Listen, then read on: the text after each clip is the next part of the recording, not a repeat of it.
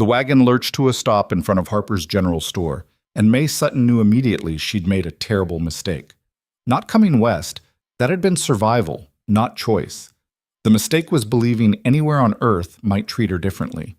She stepped down onto the wooden planks of Harrow's Crossing's main street, her boots hitting harder than she meant. The entire trunk of her body ached from 3 days of being rattled across Wyoming territory like cargo nobody wanted to handle gently. Her dress, the only decent one she owned, was soaked through with sweat despite the autumn chill, clinging to her in ways that made her want to peel her own skin off. A dozen faces turned toward her. Not one of them smiled. "Jesus Christ," someone muttered from the porch of the saloon. "Look at the size of her." May's jaw tightened, but she didn't turn. She'd heard worse.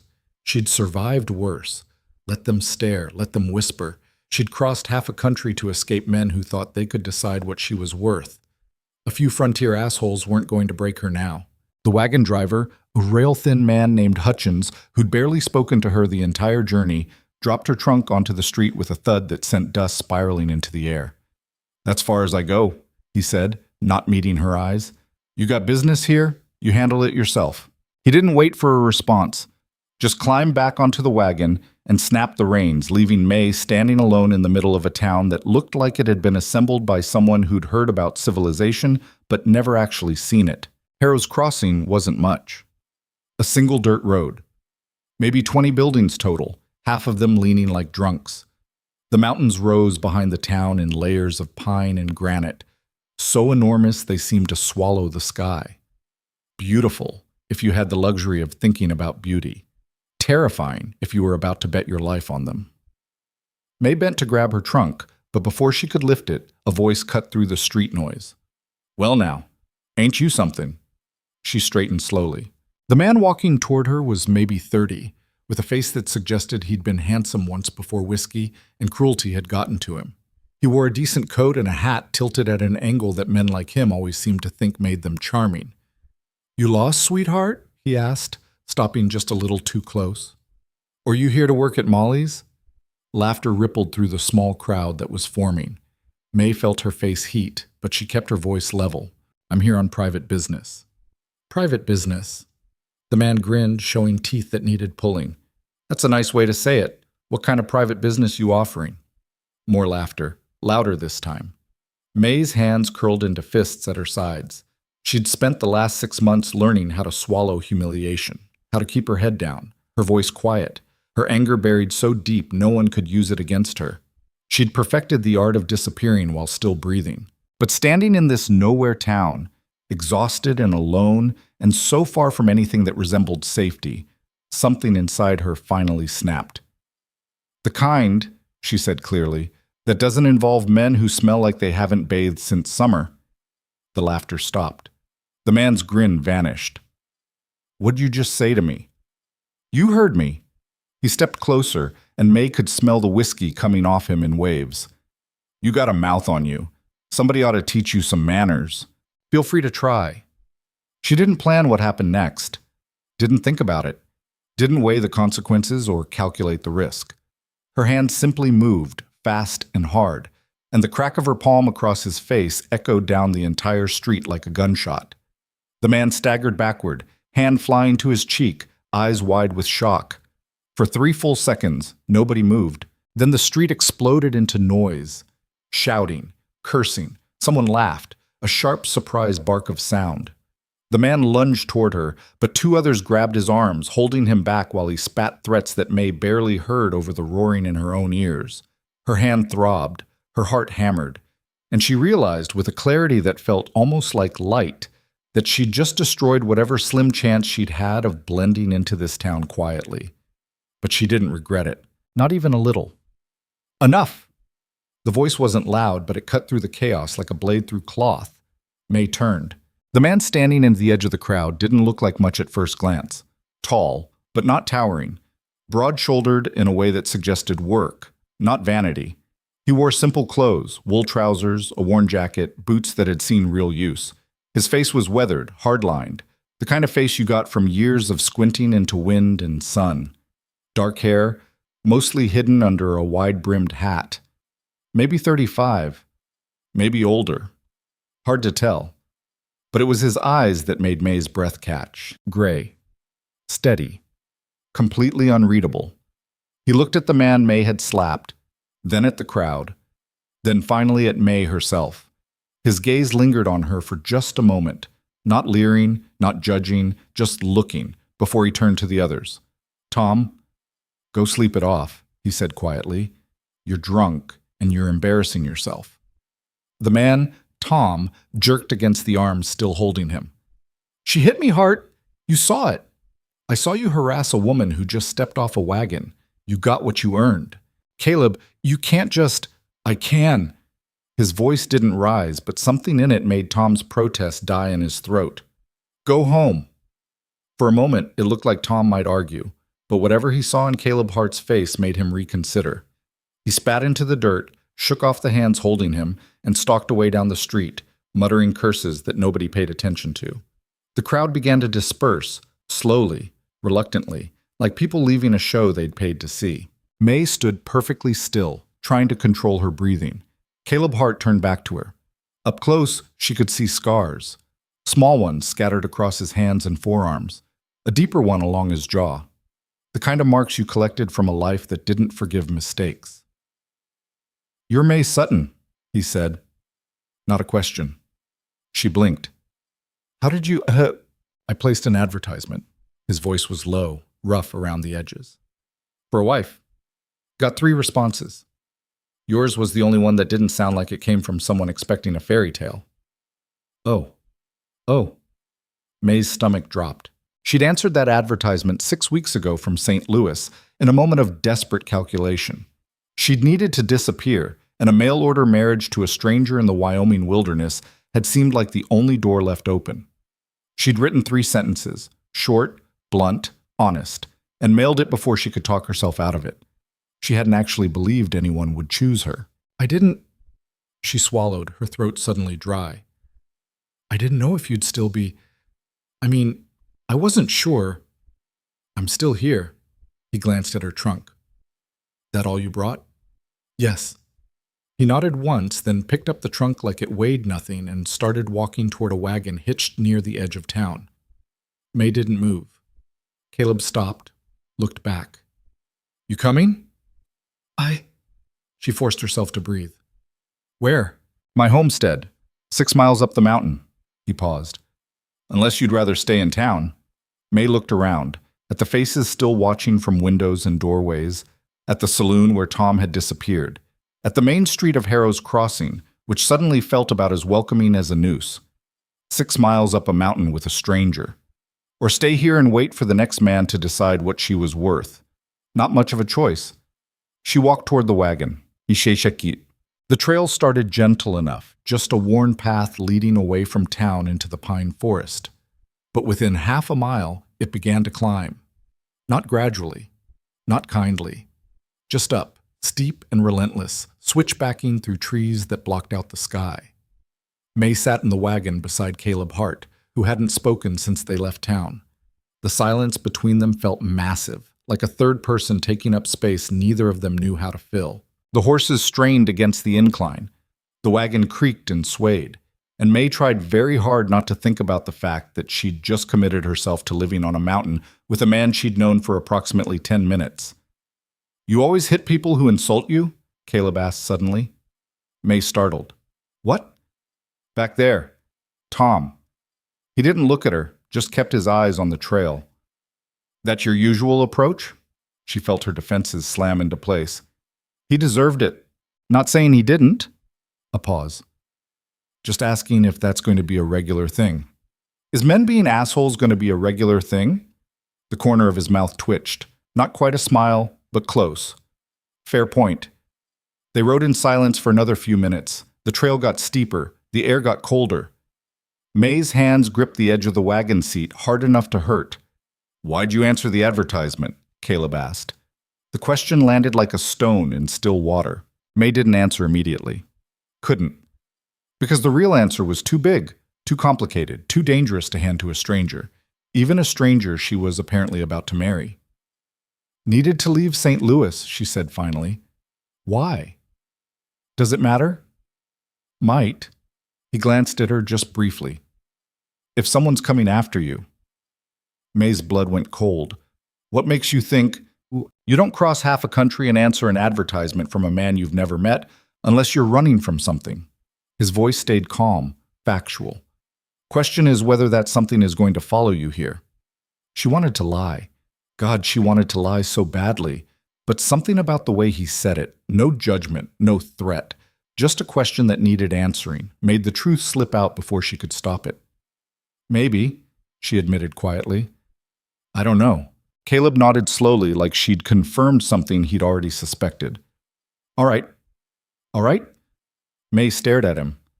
That's it? What else is there? I just told you someone might come looking for me, and you're saying, all right. He was quiet for a moment, eyes still on the trail. When he spoke again, his voice was softer. I put that advertisement in the paper because I needed help surviving winter. Needed someone who could work, could handle the isolation, could deal with the fact that living up here isn't easy or comfortable or anything like what people imagine. He paused. I didn't ask for someone with a simple past. I asked for someone who could pull their weight. And you think I can do that? It wasn't a question. It was a challenge. I think, Caleb said carefully, that anyone who crosses half a country alone, steps into a town that treats her like garbage, and still has enough fire left to slap a drunk man in public can probably handle whatever the mountain throws at her. May didn't know what to say to that. Nobody had ever called her fire before. Usually they just called her difficult. The wagon hit a rut, jolting them both. May grabbed the seat tighter, her knuckles going white. The trail had narrowed to barely more than a ledge carved into the mountainside, with a steep drop on one side that made her stomach lurch every time she looked at it. How much farther? She asked, trying to keep her voice steady. Another 4 miles. 4 miles, straight up. May closed her eyes and tried not to think about how badly her legs were going to hurt by the time this was over. By the time they reached the halfway point, May was ready to die. Not metaphorically. Literally ready to just stop existing rather than continue climbing. The wagon had made it as far as it could. There was a small clearing where Caleb kept supplies and left the horses, but the rest of the journey had to be made on foot, carrying everything, up a trail that seemed designed specifically to destroy human knees. You need to stop? Caleb asked, glancing back at her. May wanted to scream yes. Wanted to collapse right there on the trail and refused to move another inch. Her lungs burned, her legs shook. Sweat poured down her face despite the cold air, and every breath felt like swallowing broken glass. But she knew that if she stopped now, she'd never start again. I'm fine, she lied. Caleb looked at her for a long moment, and she could see him deciding whether to call her on it. Then he just nodded and kept walking. May followed, one agonizing step at a time. The mountain showed her no mercy. The trail twisted through stands of pine and aspen, across streams that ran so cold they made her feet ache, over patches of loose rock that threatened to send her tumbling backward with every step. The altitude made her dizzy. The slope made her calves scream. And through it all, Caleb Hart just kept moving forward, steady and relentless, like the mountain was nothing more than a minor inconvenience. She hated him a little for that. Why? She gasped out during one brief pause. Why live all the way up here? Caleb didn't turn around. Because nobody bothers you. Seems like a lot of work, just to be left alone. It is. He adjusted the pack on his shoulders. But it's worth it. May didn't have breath left to argue. They climbed for another hour. The sun began to sink toward the western peaks, throwing long shadows across the trail. The temperature dropped. May's whole body trembled with exhaustion, but she refused to ask for another break. And then finally, the trail leveled out. May looked up. The cabin sat in a small clearing carved out of the forest, backed up against a wall of granite that rose another 100 feet into the darkening sky. It was simple. Rough-hewn logs, a stone chimney, a single door, 2 windows. Small. Isolated. About as far from civilization as a person could get without disappearing entirely. It was the most beautiful thing May had ever seen. Home, Caleb said quietly. May just nodded, too exhausted to speak. She'd made it, barely. But she'd made it, And standing there in the thin mountain air, with her body screaming and her future uncertain and her past hunting her across half a continent, May Sutton felt something she hadn't felt in months. Hope. Fragile, dangerous. Probably stupid. But there. Caleb opened the cabin door and gestured for her to enter first. It's not much, he warned, but it's warm, and it's safe. May stepped inside. The cabin was dark, lit only by the last rays of sunlight coming through the windows. One main room with a stone fireplace along one wall, a rough wooden table, a few chairs, shelves stocked with supplies. A narrow ladder led up to what looked like a sleeping loft. Everything was spare, functional, built for survival rather than comfort. It smelled like wood smoke and pine, and something else May couldn't quite name. Something that felt like the opposite of the perfumed, suffocating rooms she'd left behind in St. Louis. It smelled like freedom. Caleb moved past her to the fireplace, already building a fire with the ease of long practice. Within minutes, flames were crackling, throwing warm light across the rough walls. "There's a stream about 50 yards east," he said, not looking at her. "Water's clean. Cold, but clean. Outhouse is behind the cabin. I'll show you everything else tomorrow when there's light." May nodded, still trying to process the fact that this was going to be her life now. "You can have the loft," Caleb continued. "I'll sleep down here until we figure things out." "Figure things out," May repeated. "Yeah." He straightened, finally meeting her eyes. "I know you answered an advertisement for a wife, but I'm not—" He paused, choosing words carefully. "I'm not expecting anything tonight, or tomorrow, or until you're ready. We both need to decide if this is going to work." Something in May's chest loosened. She'd been bracing herself for demands, for expectations, for the inevitable moment when this stranger would remind her that he'd paid for her passage and she owed him whatever he wanted. But Caleb Hart just looked tired and careful, and maybe a little bit as uncertain as she felt. "Okay," she said quietly. "Okay." They stood there in the firelight, two people who'd committed to surviving a winter together without knowing if they could even stand being in the same room. "There's stew," Caleb said finally, "from yesterday. It's cold, but it's food. You hungry?" May's stomach answered before she could, growling loud enough to make them both pause. Caleb almost smiled. "I'll heat it up." They ate in near silence, sitting at the rough wooden table while the fire crackled and darkness settled over the mountain like a blanket. The stew was simple: venison, potatoes, onions, nothing fancy, but it was the best thing May had tasted in weeks. "You can cook?" Caleb observed. May looked up. "What?" "You said in your letter you could cook."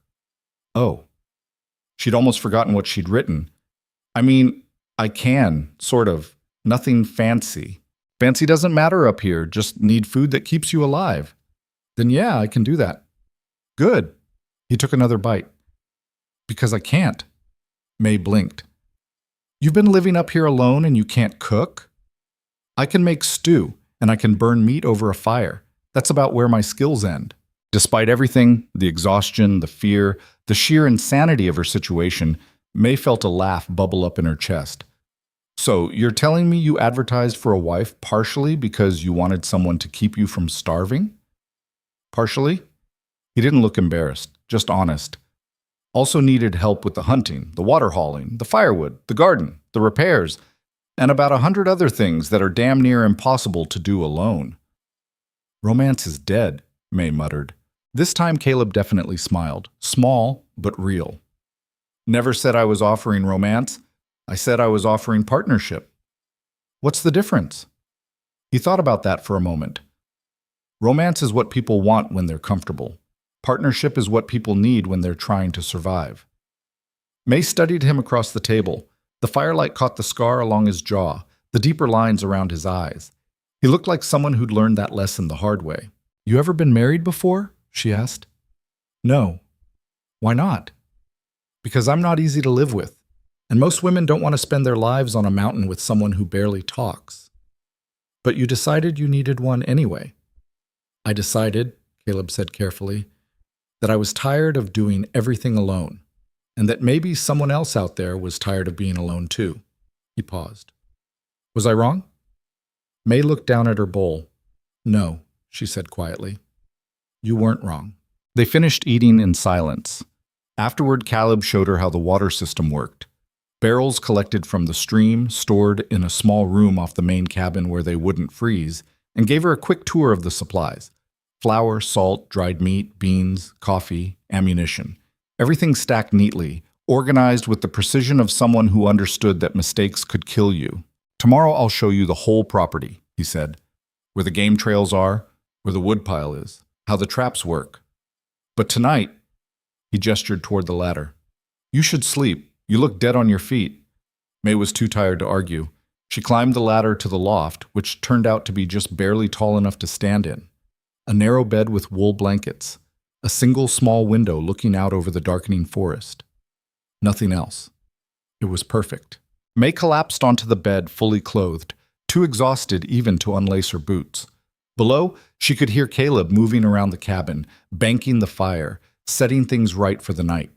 She should have been terrified, should have been second-guessing everything, should have been planning her escape. But as she lay there in the darkness, listening to the wind move through the pines and the distant sound of water over stone, May felt something she hadn't felt in over a year. Safe. Not because the danger was gone. Edmund Harcourt was still out there, probably already looking for her, definitely not the type to give up. But because for the first time since her husband died and her life collapsed, she was somewhere nobody could reach her without climbing 6 miles of mountain trail. And because the man sleeping below her had looked her in the eye and called her fire. May closed her eyes. Tomorrow would bring new challenges, new fears, new reasons to doubt whether she'd made the right choice. But tonight, she was alive. She was hidden. And she was, against all odds, exactly where she needed to be. The mountain would test her. She knew that.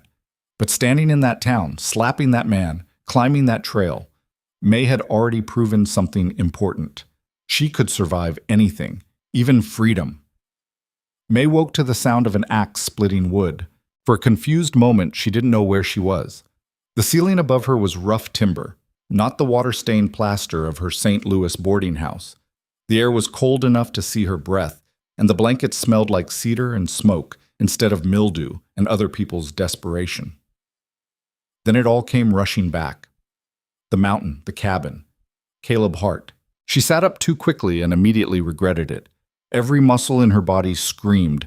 Her calves felt like someone had beaten them with a club. Her thighs weren't much better. Even her arms hurt, though she couldn't remember why they should. The sound of the axe continued, steady and rhythmic, just outside. May dragged herself out of bed and made her way down the ladder, moving like someone 3 times her age. The main room was warm. Caleb must have already built up the fire. And pale morning light filtered through the windows. The stew pot sat on the table with a wooden spoon beside it, still half full from last night. She looked around for Caleb, but he wasn't inside. May pushed open the door and stepped out into air so cold it felt like breathing knives. The clearing looked different in daylight. Bigger. The cabin sat at the edge of a natural shelf carved into the mountainside, with the granite cliff rising behind it and the forest stretching out in every direction.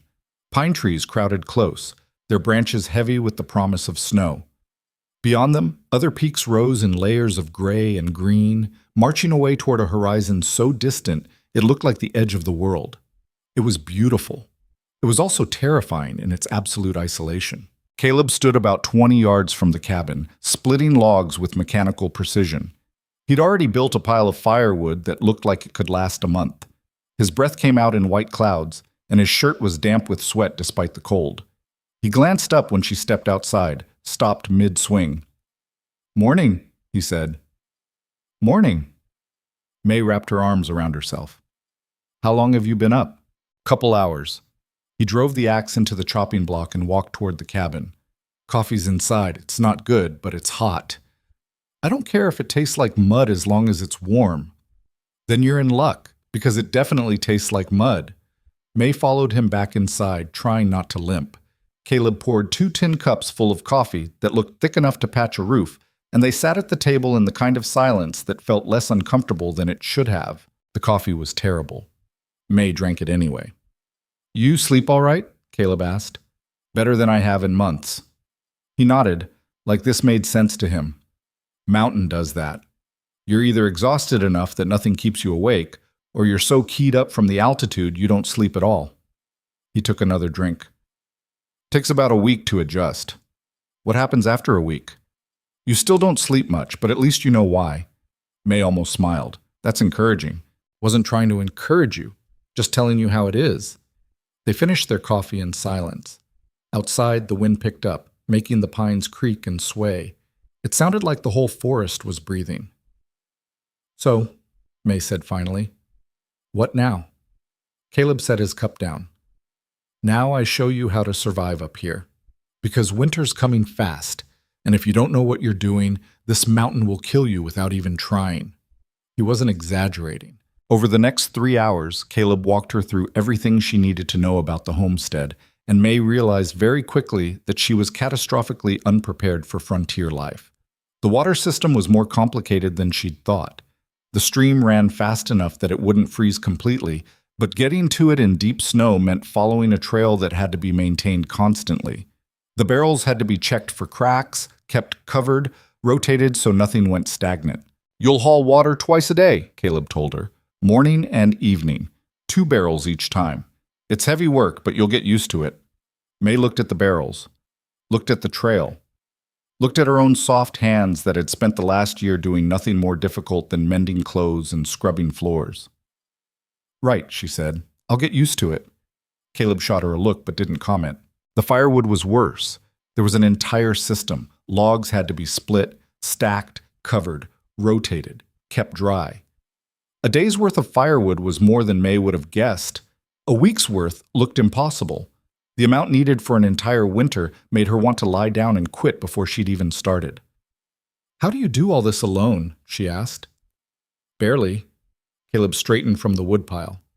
That's why I needed help. I don't know if I can. You will. He said it with such flat certainty that May didn't know whether to feel reassured or insulted. You'll mess up at first, everyone does, but you'll figure it out. What if I don't? Then we'll both freeze to death and it won't matter anymore. May stared at him. That's your motivational speech? I'm not trying to motivate you. I'm trying to make sure you understand what's at stake. Caleb's voice stayed level, but there was something in his eyes that made her pay attention. Up here, there's no room for half measures. You either do the work or you die. It's that simple. Nothing's that simple. This is. They looked at each other for a long moment. Then May grabbed one of the split logs and added it to the pile, ignoring the way her shoulders protested. Show me what else I need to know, she said. Something that might have been approval flickered across Caleb's face. All right, come on. He showed her the smokehouse, the root cellar, the small barn where he kept tools and supplies. Showed her how to read animal tracks in the dirt, how to spot game trails, how to move through the forest without making noise. Showed her the property lines, roughly 300 acres of mountain wilderness that Caleb had claimed and defended and somehow managed to survive on alone for the past 4 years. Nobody bothers you up here? May asked as they walked the northern boundary. Sometimes hunters come through. Trappers. They leave me alone. I leave them alone. What if they don't leave you alone? Caleb's hand rested briefly on the rifle slung across his back. Then we have a conversation about property rights. You ever have to have that conversation? Twice. And? And now everybody knows where my land starts.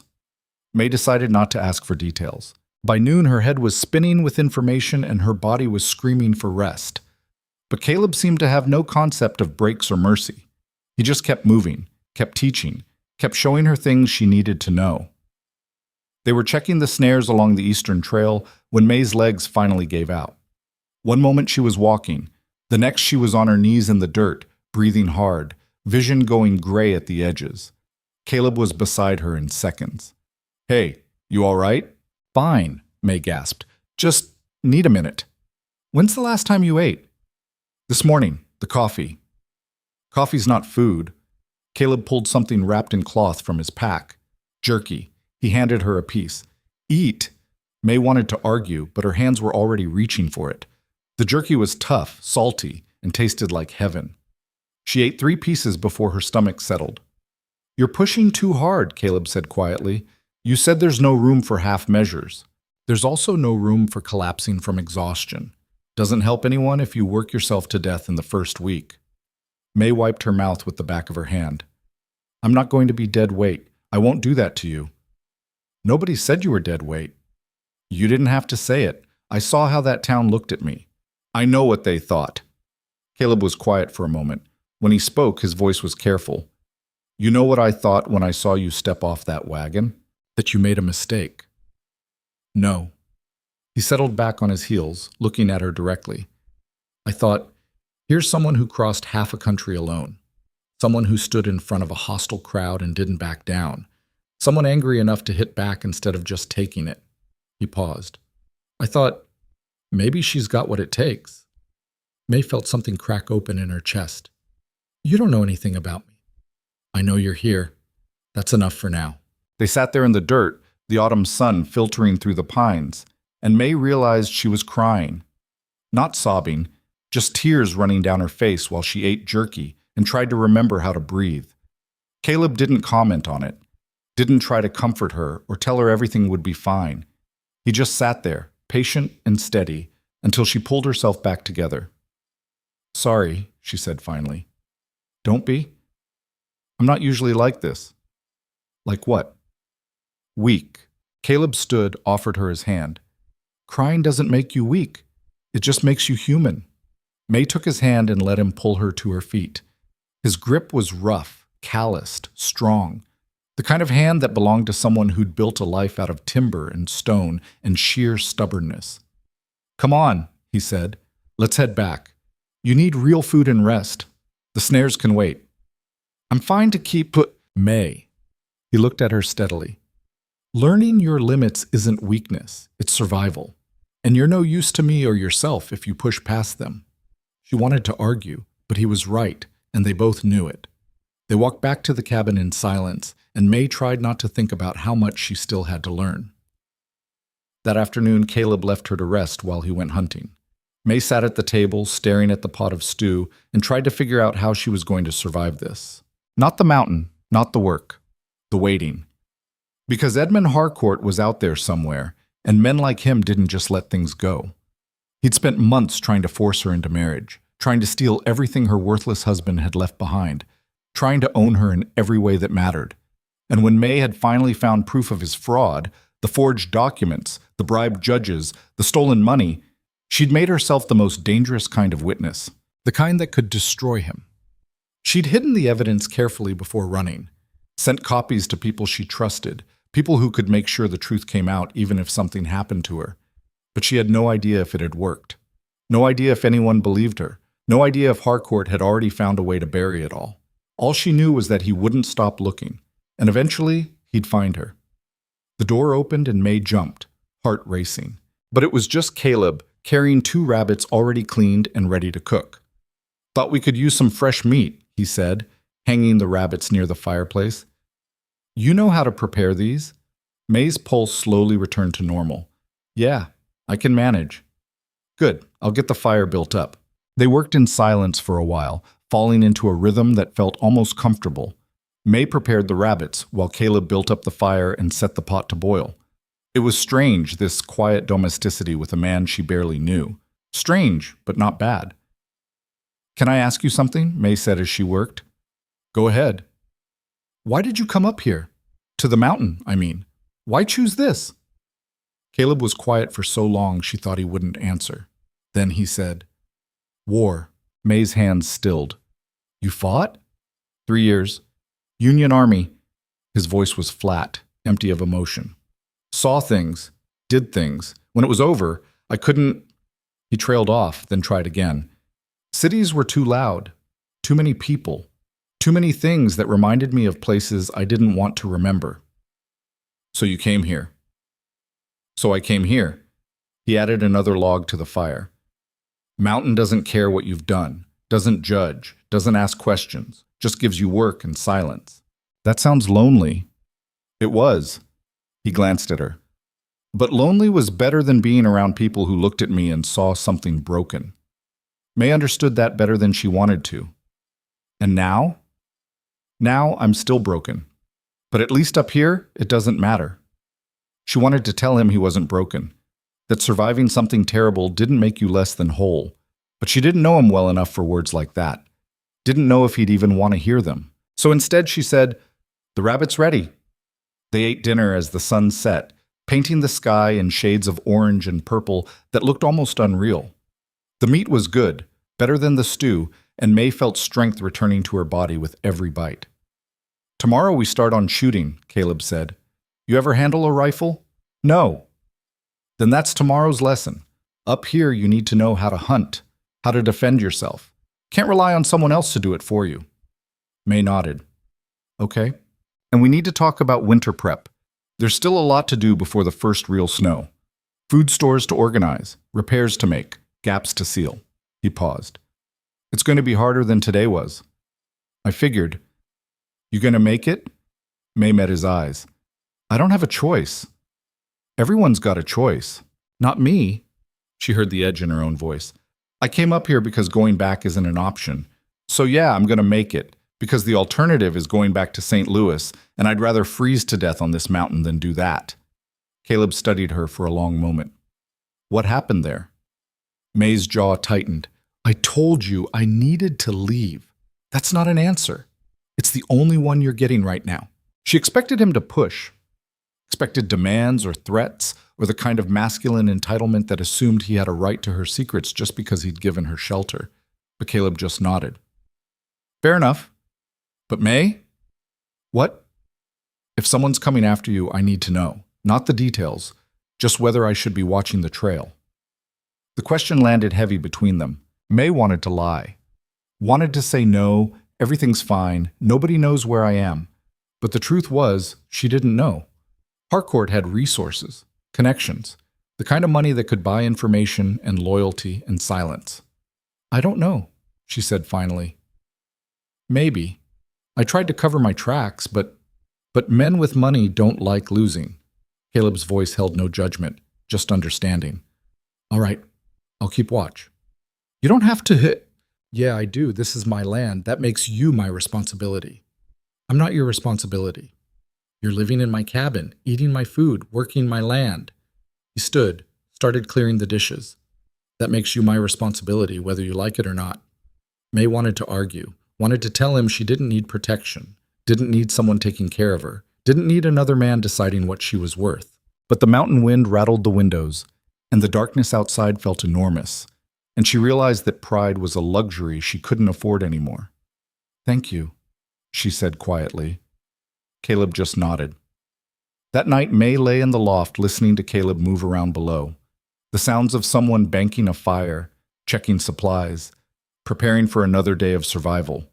The sounds of someone who'd learned to live alone but was trying, however awkwardly, to make space for someone else. She thought about Edmund Harcourt, about whether he'd already figured out where she'd gone, about what would happen if he found her.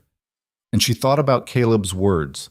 If someone's coming after you, I need to know, not to judge her, not to blame her, just to be ready. May closed her eyes and tried to sleep. The next 3 weeks were the hardest of May's life. Caleb wasn't lying when he said learning to shoot would be difficult. The rifle was heavy, the kick was brutal, and her aim was terrible. She missed more targets than she hit, wasted ammunition Caleb couldn't easily replace, and nearly shot herself in the foot twice. But slowly, painfully slowly, she got better. Her hands learned the weight of the weapon. Her shoulders adjusted to the recoil. Her eyes learned to track movement through the trees. And one morning she hit a rabbit at 30 yards on her first shot. Caleb didn't congratulate her, just said, "Again," and pointed at another target. But she saw the way his expression shifted, saw the approval he didn't put into words. The rest of the work was equally brutal. Hauling water destroyed her back and shoulders until they rebuilt themselves stronger. Splitting wood turned her hands into raw hamburger before the calluses finally formed. Learning to read weather patterns, track game, identify edible plants, all of it piled on top of her brain until she thought it would overflow. But she kept going, because going back wasn't an option, because Caleb had called her fire, and she'd be damned if she'd let him down, because somewhere deep inside, beneath all the fear and exhaustion and doubt, May was starting to believe she could actually do this. One evening in early November, she was hauling the second water barrel of the day when Caleb appeared on the trail beside her. "I've got it," he said, reaching for the barrel. "I'm fine." "May." "I said I'm fine." He let her carry it another 20 feet before speaking again. "You know, There's a difference between pulling your weight and trying to prove something. I'm not trying to prove anything. Really? Because you've been working yourself half to death for 3 weeks, barely sleeping, barely resting, like you think I'm going to send you back down the mountain if you slow down for 5 minutes. May set the barrel down hard. You need the help. You said so yourself. I do. But I need you alive and functional, not exhausted and half broken. I'm not... When's the last time you took a full breath without your ribs hurting?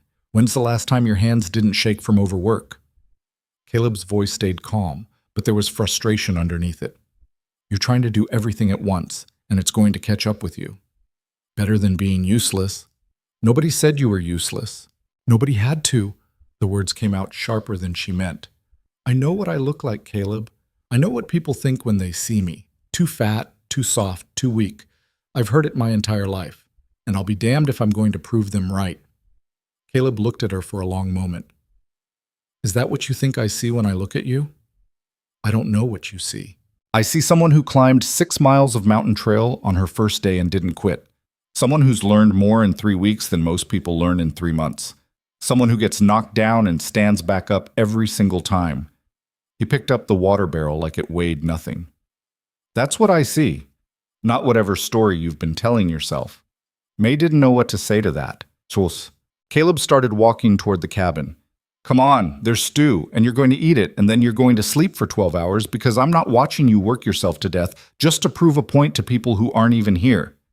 She wanted to argue. She really did.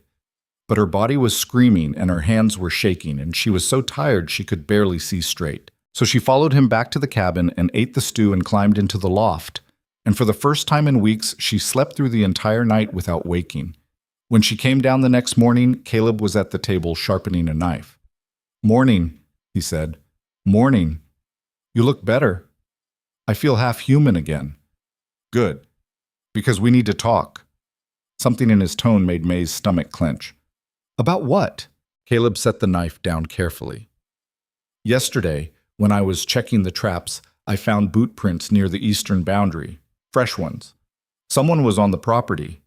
May's blood went cold. How fresh? Day old, maybe 2. Single person, on foot, following the creek line. Could be a trapper. Could be. Caleb's eyes stayed on hers. But trappers usually stick to established trails. This person was cutting through rough country, moving deliberate, like they were looking for something. Or someone. May sat down heavily. You think it's him. I don't know. But I think we need to be ready in case it is. Caleb stood, walked to the corner where he kept extra rifles. From now on, you carry this. Always. Even if you're just going to the stream. He handed her a smaller rifle than the one she'd been practicing with. Lighter, easier to handle, but just as deadly. May took it, feeling the weight settle into her hands. If he found me, he won't come alone. I know. And he won't come in shooting. He'll come with papers, legal documents. He'll try to make it look legitimate. Let him try. Caleb's voice was flat, hard. This is my land. That makes you under my protection. I don't care what papers he brings. You don't understand. He has money, influence. He can... May. Caleb stepped closer, his eyes locked on hers. I've fought men with money and influence before. They bleed the same as everyone else. She wanted to believe him. Wanted to believe that this mountain could protect her. That Caleb could protect her. That she'd finally found somewhere Harcourt's reach couldn't extend. But she'd learned the hard way that powerful men didn't stop just because you wanted them to. What do we do? She asked quietly. We prepare. We watch. And if he shows up, we deal with it. Caleb picked up his own rifle. But May, whatever happens, we deal with it together. Understand? She nodded, throat too tight to speak. Over the next few days, they turned the cabin into something close to a fortress. Caleb reinforced the door, positioned supplies for a potential siege, made sure every rifle was loaded and every ammunition box was full. They practiced shooting positions from different windows, mapped escape routes through the forest, cached supplies at strategic points across the property. And they talked, not about Harcourt exactly, but about what came before, about why May had run, about what she'd left behind. It came out in pieces, over morning coffee, during afternoon work breaks, while cleaning rifles by firelight. The full story of Edmund Harcourt was worse than Caleb had imagined. May's husband had been a weak man. Charming when he wanted to be, but fundamentally spineless.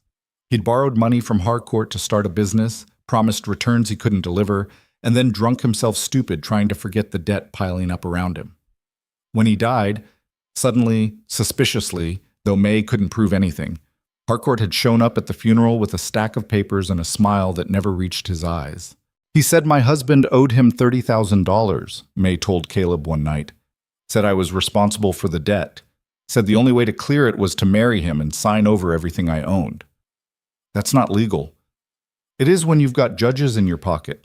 May's hands curled into fists. He had documentation, signatures. Everything looked legitimate. My lawyer said I couldn't fight it. So you ran. Not right away. First I started digging. May looked up, and there was something fierce in her eyes. Because the numbers didn't make sense. My husband was a drunk and an idiot, but even he couldn't have spent $30,000 without me noticing. So I went through every record I could find, every receipt, every transaction, every piece of paper in that house. And I found proof that Harcourt had been embezzling from his own investors, using my husband's business as a front to hide the money. When my husband died, Harcourt tried to bury the evidence by claiming the debt and seizing everything. May's voice went quiet. The marriage wasn't about me. It was about making sure I couldn't testify against him. Caleb was silent for a long moment. You've got proof? I did. Copied every document I could find, sent them to a journalist in Chicago who owed me a favor. Sent copies to federal investigators, too. She paused. I don't know if it worked, but I know that if Harcourt finds me before that evidence goes public, I'm dead. He's not going to find you. You can't promise that. No, Caleb agreed. But I can promise that if he shows up here, he's going to regret it. 2 days later, the first snow fell. Not much. Just a light dusting that made everything look clean and new. But it was a warning.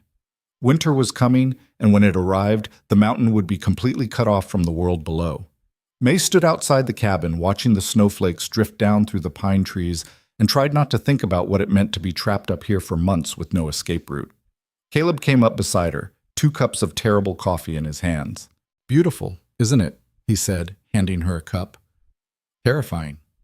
That too. They stood in silence, watching the snow fall. What if he comes after the pass is close? May asked. What if we're trapped up here with him? Then the mountain will work in our favor instead of his. Hard to bring hired guns up a trail that's buried in 6 feet of snow. Unless they're determined. Determination doesn't stop frostbite, or avalanches, or bears defending winter dens. Caleb took a drink. This mountain kills people, May. It doesn't care who they are or how much money they have. If Harcourt's dumb enough to come after you in winter, the mountain will do our work for us. May wanted to feel reassured, but all she felt was dread. That night she couldn't sleep, kept thinking about Harcourt, about hired guns climbing the mountain trail, about being trapped in the cabin while men with legal documents and illegal guns closed in around her. She climbed down from the loft as quietly as she could. Caleb was awake, sitting by the fire with a rifle across his knees. Can't sleep? He asked without looking up. No. Come sit. May settled into the chair across from him, pulling a blanket around her shoulders. The fire crackled and popped, throwing shifting shadows across the walls. You've been watching every night, she said. Someone needs to. You can't stay awake forever. I'll sleep when you're safe. Something about the way he said it, simple, matter of fact, like her safety was just another task on his endless list, made May's chest tighten. Why are you doing this? She asked quietly. You don't owe me anything. You could have sent me back down the mountain the second I told you someone might be following me. Caleb was quiet for a long time. When he spoke, his voice was rough. You know what it's like, feeling like you don't belong anywhere? Like there's no place in the world that wants you? Yes, that's how I felt after the war. Like I was broken in ways nobody could fix. Like the only peace I'd ever get was up here on this mountain, alone. He looked at her finally. Then you showed up, angry and scared and refusing to quit no matter how hard things got. And I realized, maybe I'm not the only one who needed this place. May felt tears prickling at her eyes. I'm still scared. Being scared doesn't make you weak. Everyone keeps telling me that. Because it's true. Caleb leaned forward, his eyes serious. You want to know what I see when I look at you, May? I see someone who survived something that should have destroyed her. Someone who got out with her life when most people wouldn't have made it. Someone who climbed a mountain and learned to shoot and worked until her hands bled because giving up wasn't in her vocabulary. He paused. That's not weak. That's the strongest damn thing I've ever seen. May couldn't stop the tears then. They ran down her face while she sat there wrapped in a blanket, trying to remember how to breathe.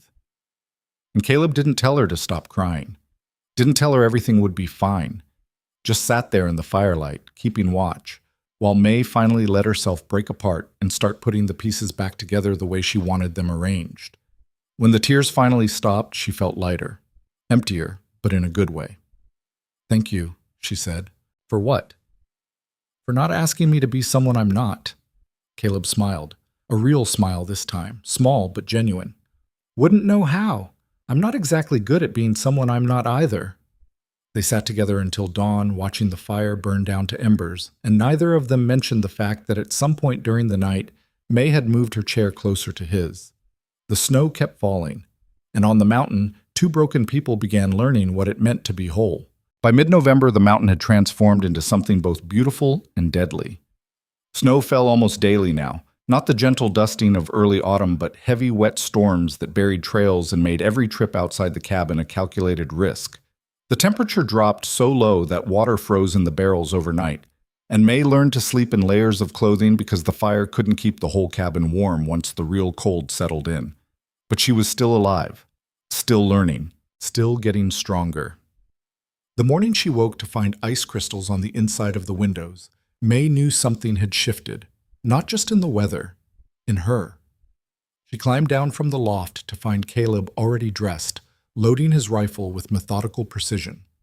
What's wrong? She asked immediately. Tracks. Fresh ones. Less than a quarter-mile from the cabin. May's heart jumped into her throat. How many? Can't tell yet, snow's covering them too fast. He handed her the smaller rifle. Get dressed. Warm clothes, extra ammunition. We're going to scout the perimeter. Is that smart? If someone's out there, I'd rather know about it than sit here waiting. Caleb's voice was calm, but his eyes were hard. You remember what I taught you about moving through snow? Stay on the high ground. Watch for cornices. Don't break trail if you can help it. Good. Stay behind me. Stay quiet. And May? Yeah? If I tell you to run, you run. You don't argue. You don't hesitate. You head for the cache at Raven's Point, and you stay there until I come get you. Understood? May wanted to argue, wanted to say she wouldn't leave him, wouldn't abandon him to face whatever was out there alone. But she also knew that arguing right now would only waste time. Understood, she said. They moved out 20 minutes later. The forest was silent in the way only winter forests can be, a heavy, oppressive quiet that made every sound feel amplified. Their boots crunched through the snow. Wind moved through the pines with a sound like distant voices. And somewhere out there, someone had walked close enough to the cabin to leave tracks. Caleb moved like a ghost, his rifle ready but not raised, his eyes constantly scanning the trees. May followed as quietly as she could, trying to remember everything he'd taught her about tracking and survival and not getting yourself killed in hostile territory. The tracks appeared near the creek line, partially filled with fresh snow but still visible. Boot prints. Large ones, moving north to south, parallel to the property boundary. Caleb knelt beside them, studying the impressions with the kind of focus May had learned meant he was calculating distances, weights, intentions. One person, he said quietly, heavy pack, moving slow, stopping frequently, looking for something, or watching. He stood. These tracks are maybe 6 hours old, before the last snowfall. Whoever made them is either long gone or holed up somewhere close. May tightened her grip on the rifle. What do we do? We follow them, see where they lead.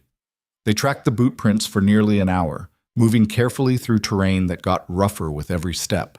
The tracks led them north along the creek, then cut west toward a rocky outcropping May had never seen before. And there, sheltered under an overhang and barely visible beneath accumulated snow, was a campsite. Cold fire pit. Canvas tarps stretched between trees, supplies stacked and covered but clearly meant for extended use. Someone had been living here, watching the cabin. Caleb swept the area with military efficiency, checking for threats, for traps, for any sign that whoever had made this camp was still nearby. May kept her rifle raised, her finger near the trigger, trying to control her breathing. "They're gone," Caleb said finally. "Cleared out maybe an hour ago. Took most of their gear. But they'll come back. Maybe." He picked up something from the ground near the fire pit, a piece of paper, partially burned but still readable. "May, look at this." She moved closer, and her stomach dropped. It was a sketch. Rough, done in pencil, but unmistakable. A drawing of her. Standing outside the cabin, hauling water, her face captured in enough detail that May knew exactly who had drawn it. "He found me," she whispered. "Harcourt found me." "This isn't Harcourt." Caleb held up the paper, studying it. "This is a scout. Someone he hired to confirm you're here before he makes his move." "How do you know?" "Because if Harcourt wanted you dead, you'd already be dead. This is reconnaissance. He's planning something." May's hand started shaking. "We need to leave. We need to get off this mountain right now." "And go where? The passes are already closed. We'd never make it down in this snow." "Then we're trapped." "No!" Caleb's voice cut through her panic. "We're fortified. There's a difference." He was right, but it didn't make May feel any better. They burned the sketch and everything else at the campsite, then made their way back to the cabin in silence. May's mind raced the entire way, imagining scenarios, calculating odds, trying to figure out how much time they had before Harcourt made his move. When they got back, Caleb immediately started securing the cabin. Extra wood piled near the door, water barrels topped off and stored inside. Food supplies organized for quick access. Every rifle cleaned, loaded, positioned at strategic points around the single room. "How long do you think we have?" May asked. "Depends. If that scout reports back to Harcourt today, and if Harcourt moves fast, maybe a week, maybe less. And if the weather gets worse, then we might have until spring." Caleb set a box of ammunition on the table. "But I'm not counting on that." May sat down heavily, trying to process what was happening. After weeks of relative peace, of learning to survive, of starting to believe she might actually build a life here, the past had come crashing back. "I'm sorry," she said quietly. "I'm sorry I brought this to your door." Caleb stopped what he was doing and looked at her. "You didn't bring this. Harcourt did. There's a difference. You could have turned me away, could have told me to deal with my own problems." "I could have." He crossed the room, sat down across from her. "But I didn't. And that was my choice, May. Not yours." "Why?" The question came out raw. "Why risk this? You don't know me. You don't owe me anything." Caleb was quiet for the long moment. When he spoke, his voice was softer than she'd ever heard it. "Because I know what it's like to run from something you can't escape. To feel like the whole world is hunting you and there's nowhere safe left to hide." He paused. "And because maybe I'm tired of being alone up here." May felt something crack in her chest. "You're not alone anymore." "No, I'm not." They looked at each other across the table and something unspoken passed between them. Not love. It was too soon for that, too complicated. But recognition, understanding, the knowledge that they were in this together now, for better or worse. "So what's the plan?" May asked. "We prepare for a siege, and if Harcourt comes—" Caleb's expression hardened. "We make him wish he'd stayed in St. Louis." Over the next 3 days, they turned the cabin into a fortress. Caleb showed May how to barricade the door and windows, how to create firing positions that protected them while giving clear lines of sight, how to ration supplies for an extended standoff. They cached emergency packs at 3 different locations around the property, each one containing food, ammunition, and basic survival gear. And they practiced. Not just shooting, though they did plenty of that, but tactical movement, communication without words, how to cover each other during an attack, how to fall back to defensible positions if the cabin was breached. "You're thinking like a soldier," May observed one afternoon as they reinforced the door frame. "I was a soldier." "I thought you wanted to forget that." Caleb hammered another nail into place. Can't forget it, can only decide whether to use it or waste it. And you're choosing to use it. To keep us alive? Yeah, I am. May handed him another nail. Teach me more. So he did. He taught her how to move through the cabin in complete darkness, how to reload a rifle by touch alone, how to recognize the sound of someone approaching through snow versus wind moving through trees. He taught her pressure points and weak spots, where to aim if shooting to wound versus shooting to kill. I don't want to kill anyone, May said during one particularly brutal lesson. Neither do I. But wanting and needing are different things. Caleb demonstrated a defensive stance. If it comes down to you or them, May, you choose you every single time, understand? What if I can't? You will. When the moment comes, you will. May wished she had his certainty. The snow kept falling, heavier now, burying the mountain under layers of white that made everything look peaceful and safe. But May had learned that mountains were good at hiding danger, good at making you feel secure right up until they killed you. On the fourth day after finding the campsite, Caleb went out alone to check the traps. May spent the time cleaning rifles and trying not to think about what would happen if Harcourt showed up while Caleb was gone. She'd become competent with a weapon, but competent wasn't the same as ready, and she had no illusions about what would happen if Harcourt's hired guns breached the cabin while she was alone. She was rearranging ammunition boxes when she heard it, a sound that didn't belong, not wind, not wildlife. Voices. May froze, every muscle in her body going rigid. The voices were distant, maybe a quarter-mile down the trail, but they were definitely human. Multiple speakers. Moving toward the cabin. She grabbed the rifle, checked the load, moved to the window. And there, emerging from the tree line like ghosts materializing out of fog, were 6 riders, 6 horses, 6 men. Moving slowly through the deep snow, picking their way up the mountain trail with the kind of careful determination that said they knew exactly where they were going. May's heart hammered so hard she thought it might crack a rib. She couldn't see faces yet, couldn't identify anyone. But she knew who was leading that group. Edmund Harcourt had found her. Her hands shook as she loaded extra ammunition into her pockets. Where was Caleb? How far out had he gone? Would he see the riders before they saw him? The horses drew closer. May could make out details now. Heavy winter coats, rifles slung across backs. One man riding slightly ahead of the others, tall and straight in the saddle despite the difficult terrain. Even from a distance, even bundled against the cold, May recognized him. Harcourt. Everything inside her screamed to run, to grab supplies and bolt out the back, disappear into the forest, put as much distance between herself and that man as possible. But running meant abandoning Caleb, meant leaving him to face 6 armed men alone when he returned. And May had spent too long running. She took a deep breath, steadied her hands, and moved to a firing position near the window. If they came for her, she'd make them regret it. The riders stopped about 100 yards from the cabin, just at the edge of the clearing, close enough to see, far enough that a rifle shot would be difficult in the wind. Harcourt dismounted. Even from this distance, May could see he hadn't changed. Still dressed like he was attending a business meeting in the middle of winter, still moving with that arrogant certainty that the world would bend to accommodate him. He called out, his voice carrying across the snow. "Mrs. Sutton, I know you're in there." May didn't respond, just kept her rifle trained on him, finger resting near the trigger. "I'm not here to hurt you," Harcourt continued. "I'm here to help. You've been fed lies, May. Terrible lies about me, about your late husband's debts. I have documents that will clear everything up. Legal documents. All I'm asking is a chance to speak with you, to explain." May's jaw clenched. The same smooth voice he'd used in St. Louis. The same reasonable tone, like he was just a concerned friend trying to help a confused woman understand complicated financial matters. She'd fallen for it once. Never again.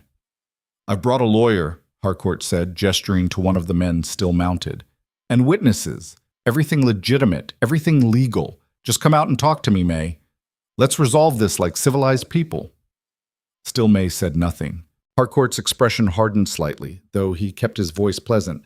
"Or perhaps you'd prefer I speak with Mr. Hart, the man who's been harboring a fugitive? Because I have to tell you, May, the territorial judge isn't going to look kindly on someone who's been hiding a woman wanted for fraud and theft." That made May's blood run cold. Wanted for fraud and theft. He'd done it. He'd somehow managed to flip the narrative, make her the criminal, turn his own crimes into charges against her. You have until sunset to come out peacefully, Harcourt called. After that, I'm authorized to take you into custody by force. Your choice, May. Easy way or hard way. He remounted, and the 6 riders retreated back into the trees. Not leaving, just waiting. May's hands were shaking so badly she had to set the rifle down.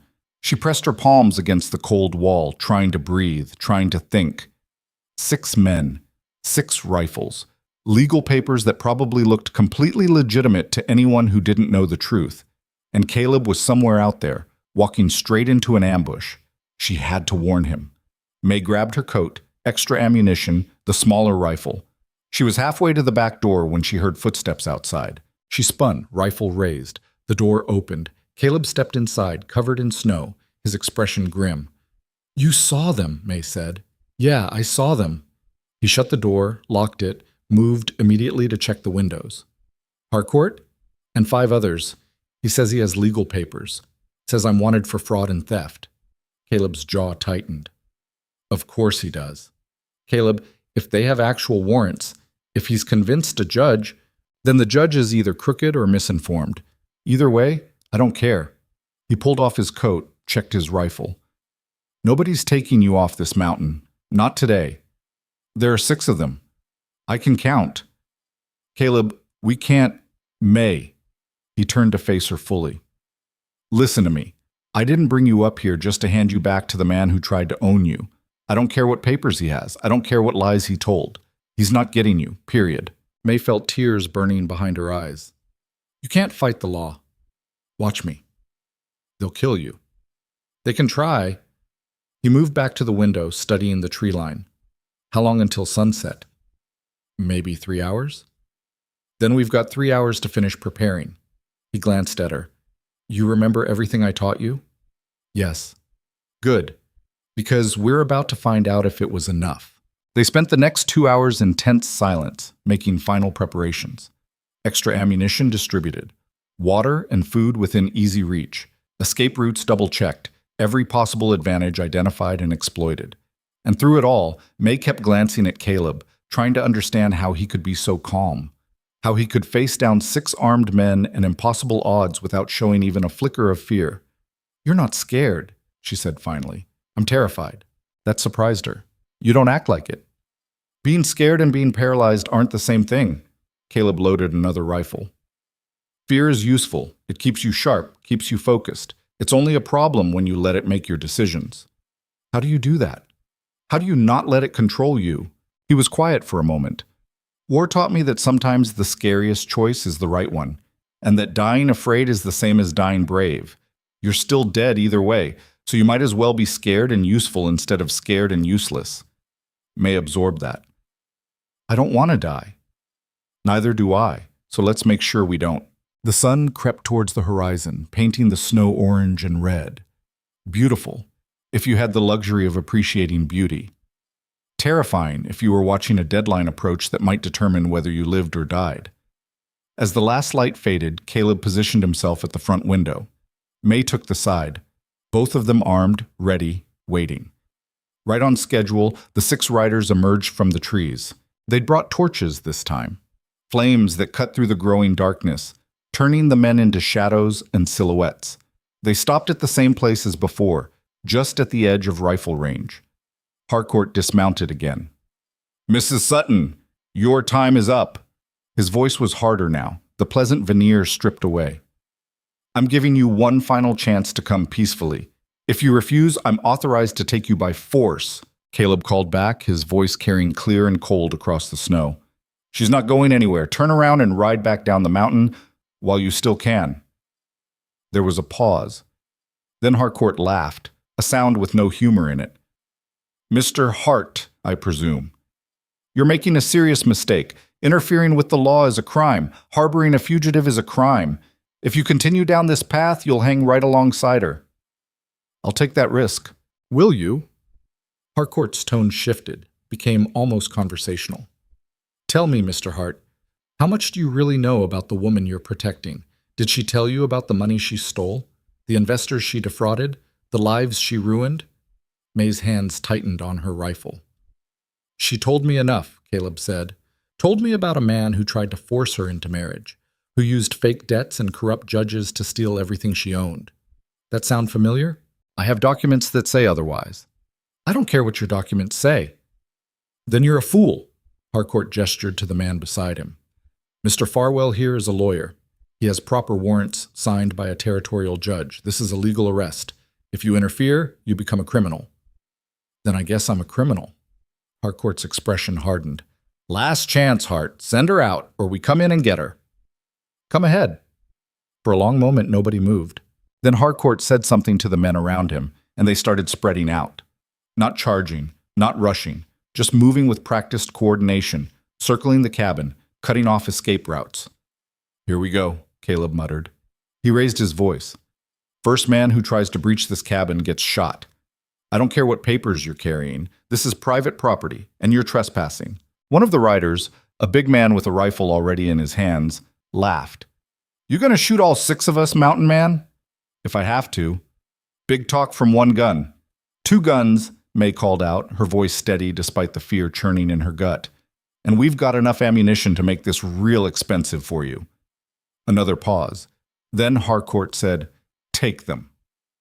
Everything happened fast. 3 of the men spurred their horses forward, charging the cabin from different angles. May's rifle cracked, the sound deafening in the enclosed space. She saw one man jerk backward in his saddle, saw his horse wheel away. Caleb fired twice in rapid succession. Another rider went down, but the remaining men had reached the cabin. Impact against the door, hard enough to shake the whole structure. Shouting. The sound of wood splintering. Fall back! Caleb grabbed May's arm, pulled her toward the ladder. Up! Now! They scrambled into the loft just as the door gave way. 2 men burst inside, rifles raised. May fired down through the gap, missed. Caleb's shot didn't miss. One man dropped, screaming, clutching his leg. The second man aimed up at them, and May knew with absolute certainty she was about to die. Then Caleb shoved her aside, fired, and the man went down hard. We can't hold them here, Caleb said urgently. Back window. We go out, we run for Raven's Point. Move! They were halfway across the loft when gunfire erupted from outside, multiple rifles all firing at once, but not at the cabin. At something else. The shooting stopped as suddenly as it had started, shouting, the sound of horses panicking, and then, cutting through all of it, a voice May didn't recognize. Federal Marshal, everyone drop your weapons, now! Caleb and May froze, looking at each other in confusion. What? May started. I don't know. They crept back to the window, peered out. 4 new riders had appeared in the clearing, all of them armed, all of them wearing badges that caught the firelight. At their head was a man maybe 50 years old, with silver hair and the kind of weathered face that said he'd spent decades enforcing law in places where law was barely a suggestion. Marshal Boyd Garrett, the man announced. Out of Cheyenne. Mr. Harcourt, you and your men are under arrest. Harcourt's face went white. What? On what charges? Fraud, embezzlement, bribery of federal officials, murder. Garrett's voice was flat, professional. We've been investigating you for 3 months, Mr. Harcourt, and thanks to documentation provided by a Mrs. May Sutton, we've got enough evidence to hang you 3 times over. May's legs nearly gave out. The evidence had worked. The copies she'd sent had reached the right people, and they'd believed her.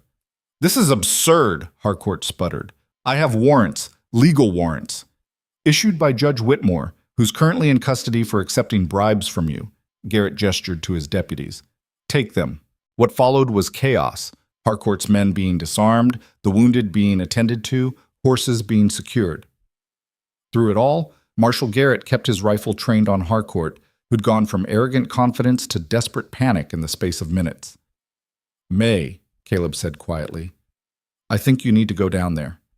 I can't. I don't. You can. He touched her shoulder. This is your moment. Don't let him take it from you. May took a shaking breath, then climbed down the ladder. She stepped out of the destroyed cabin into the firelit clearing, and every eye turned to her. Marshal Garrett nodded. Mrs. Sutton, I presume? Yes. You're a hard woman to find. He gestured to Harcourt, who was now in handcuffs. This man's been claiming you're a criminal for months, been using every connection he had to track you down. But your evidence told a different story. May looked at Harcourt, really looked at him. The man who'd terrorized her for months, who'd tried to steal everything she had, who'd hunted her across half a country because he couldn't stand the idea of someone escaping his control. He looked smaller than she remembered, weaker, human. "Is it true?" she asked Garrett. "Everything about the investigation?" "Every word. He'll stand trial in Denver, along with everyone he bribed along the way." Garrett paused. "You'll need to testify." "I will." Harcourt finally found his voice. "You can't do this. I have rights. I have lawyers." "Your lawyers are in custody too," Garrett said mildly, "along with your accountants, your business partners, and everyone else who helped you steal from those investors." May stepped closer, and Harcourt actually flinched. "You don't own me," she said quietly. "You never did. And now everyone's going to know exactly what kind of man you really are." Harcourt opened his mouth to respond, but Garrett cut him off. "Save it for the trial. You'll have plenty of time to talk there." He looked at May. "We'll need you to come down to Harrow's Crossing. Give a formal statement. Probably testify before a judge." "When?" "Spring, most likely. Weather's too bad for travel now." He glanced at the cabin. "Looks like you've got a place to wait out the winter. Long as that's all right with your husband here." Caleb, who'd followed May outside, spoke for the first time. "She's not my wife." "Yet," May added quietly. Caleb looked at her, surprise flickering across his face. May just smiled, small but real. Marshal Garrett chuckled. "Well then, congratulations are in order, I suppose." He tipped his hat. "We'll be going. Got a long ride back to Cheyenne, and I'd like to get these men locked up before Christmas." He paused. "Mrs. Sutton, thank you. What you did, collecting that evidence, getting it to the right people, you saved a lot of lives." May could only nod, throat too tight to speak. They watched the marshals ride away, taking Harcourt and his men with them, taking the threat, taking the fear, leaving only silence and snow and the stars emerging overhead. May and Caleb stood there for a long time, just breathing, just existing in the absence of danger. Finally, Caleb said, "Did you mean that? What you said to the marshal? About testifying? About the other thing?" May turned to face him. "I meant it, if you'll have me." "May, He stopped, started again. "I'm not good at this. Feelings and words and all that. But these past months," he shook his head, "I don't want to go back to being alone. I don't want to imagine this place without you in it." "Then don't." He smiled, a real smile, full and genuine. "That simple?" "That simple." They walked back into the destroyed cabin together, and May realized she wasn't afraid anymore. Harcourt was gone. The threat was over, and the mountain that had tested her had also saved her. "We should probably fix that door," Caleb observed. May laughed, actual laughter, bright and surprised. "Probably. First thing tomorrow." Tomorrow. She looked around at the cabin, at the life they'd built, at the future that suddenly felt possible again. "Yeah, tomorrow works." That night, they slept in shifts out of habit, but nobody came. The mountain was quiet. The forest was peaceful. And in the morning, they'd start rebuilding. Together. The broken door hung crooked on its hinges, letting in cold air that made the morning fire struggle to heat the cabin. May stood in front of it, coffee cup warming her hands, staring at the splintered wood and thinking about how much a single night could change everything. Caleb was already outside, assessing the damage by early light. She could hear him moving around, his boots crunching through snow, muttering to himself about hinges and frame damage. "It's not as bad as it looks," he called through the opening. "Frame's solid. Just need new planks and better reinforcement." May set down her cup and stepped outside. The clearing looked different in daylight, the churned snow where horses had stood, the dark patches where blood had fallen, the discarded torch that had burned out hours ago. Evidence of violence in a place that had felt safe just yesterday. "How long to fix it?" she asked. "A day, maybe 2. Depends on whether the cold cooperates." Caleb straightened, wiping sawdust off his hands. "I've got lumber stored. It'll hold until spring at least. And then what?" He looked at her, understanding the real question. "Then we go to Harrow's Crossing. You give your testimony. We make sure Harcourt goes to prison for what he did." "You don't have to come with me." "I know I don't have to." He walked closer. "I want to." You think I'm letting you face that alone after everything? May felt warmth spread through her chest that had nothing to do with the coffee. Thank you. Stop thanking me. We're partners now, remember? You'd do the same for me. Would I? Yeah, you would. He said it with such certainty that May almost believed him. They spent the morning clearing debris and taking inventory of the damage. Besides the door, one window was cracked, several supply boxes had been overturned in the chaos, and there were bullet holes in the walls that would need patching before the real winter storms hit. Could have been worse, Caleb observed, examining a hole that had missed him by maybe 6 inches. Could have been a lot worse. Could have been better, too. That's not how life works up here. You take what you get and you fix what breaks. May picked up scattered ammunition, putting rounds back in their boxes with methodical care. Her hands were steady now, but they hadn't been last night. Last night she'd been shaking so hard she could barely load her rifle. Last night she'd been certain she was going to die. You all right? Caleb asked, watching her. I don't know yet. That's fair. They worked in silence for a while. Then May said, I shot at someone last night, at a person. I don't know if I hit him, but I tried to. I know. Does that bother you? Caleb set down the board he was measuring. Does it bother you? It should, shouldn't it? I should feel guilty or ashamed or something. But all I feel is... She searched for the word. Glad. Glad I fought back. Glad I didn't just let them take me. Then don't feel guilty about that. He picked up the board again. You defended yourself. That's not something to be ashamed of. Even if I'd killed someone? Even then. His voice was steady, certain. You think I feel guilty about the men I shot during the war? The ones who were trying to kill me and everyone I was fighting beside? Do you? He was quiet for a moment. I feel guilty about a lot of things from the war, but not about staying alive. And you shouldn't either. May absorbed that, turning it over in her mind. She'd spent so much of her life being told to be quiet, be small, don't make trouble, don't fight back. Even when her husband was drinking away their money, even when Harcourt started circling like a shark smelling blood, everyone had told her to be reasonable, to compromise, to understand that making waves would only make things worse. Nobody had ever told her it was all right to fight back. Nobody except Caleb. I'm still glad they arrested him, she said finally. Still glad I don't have to spend the rest of my life looking over my shoulder.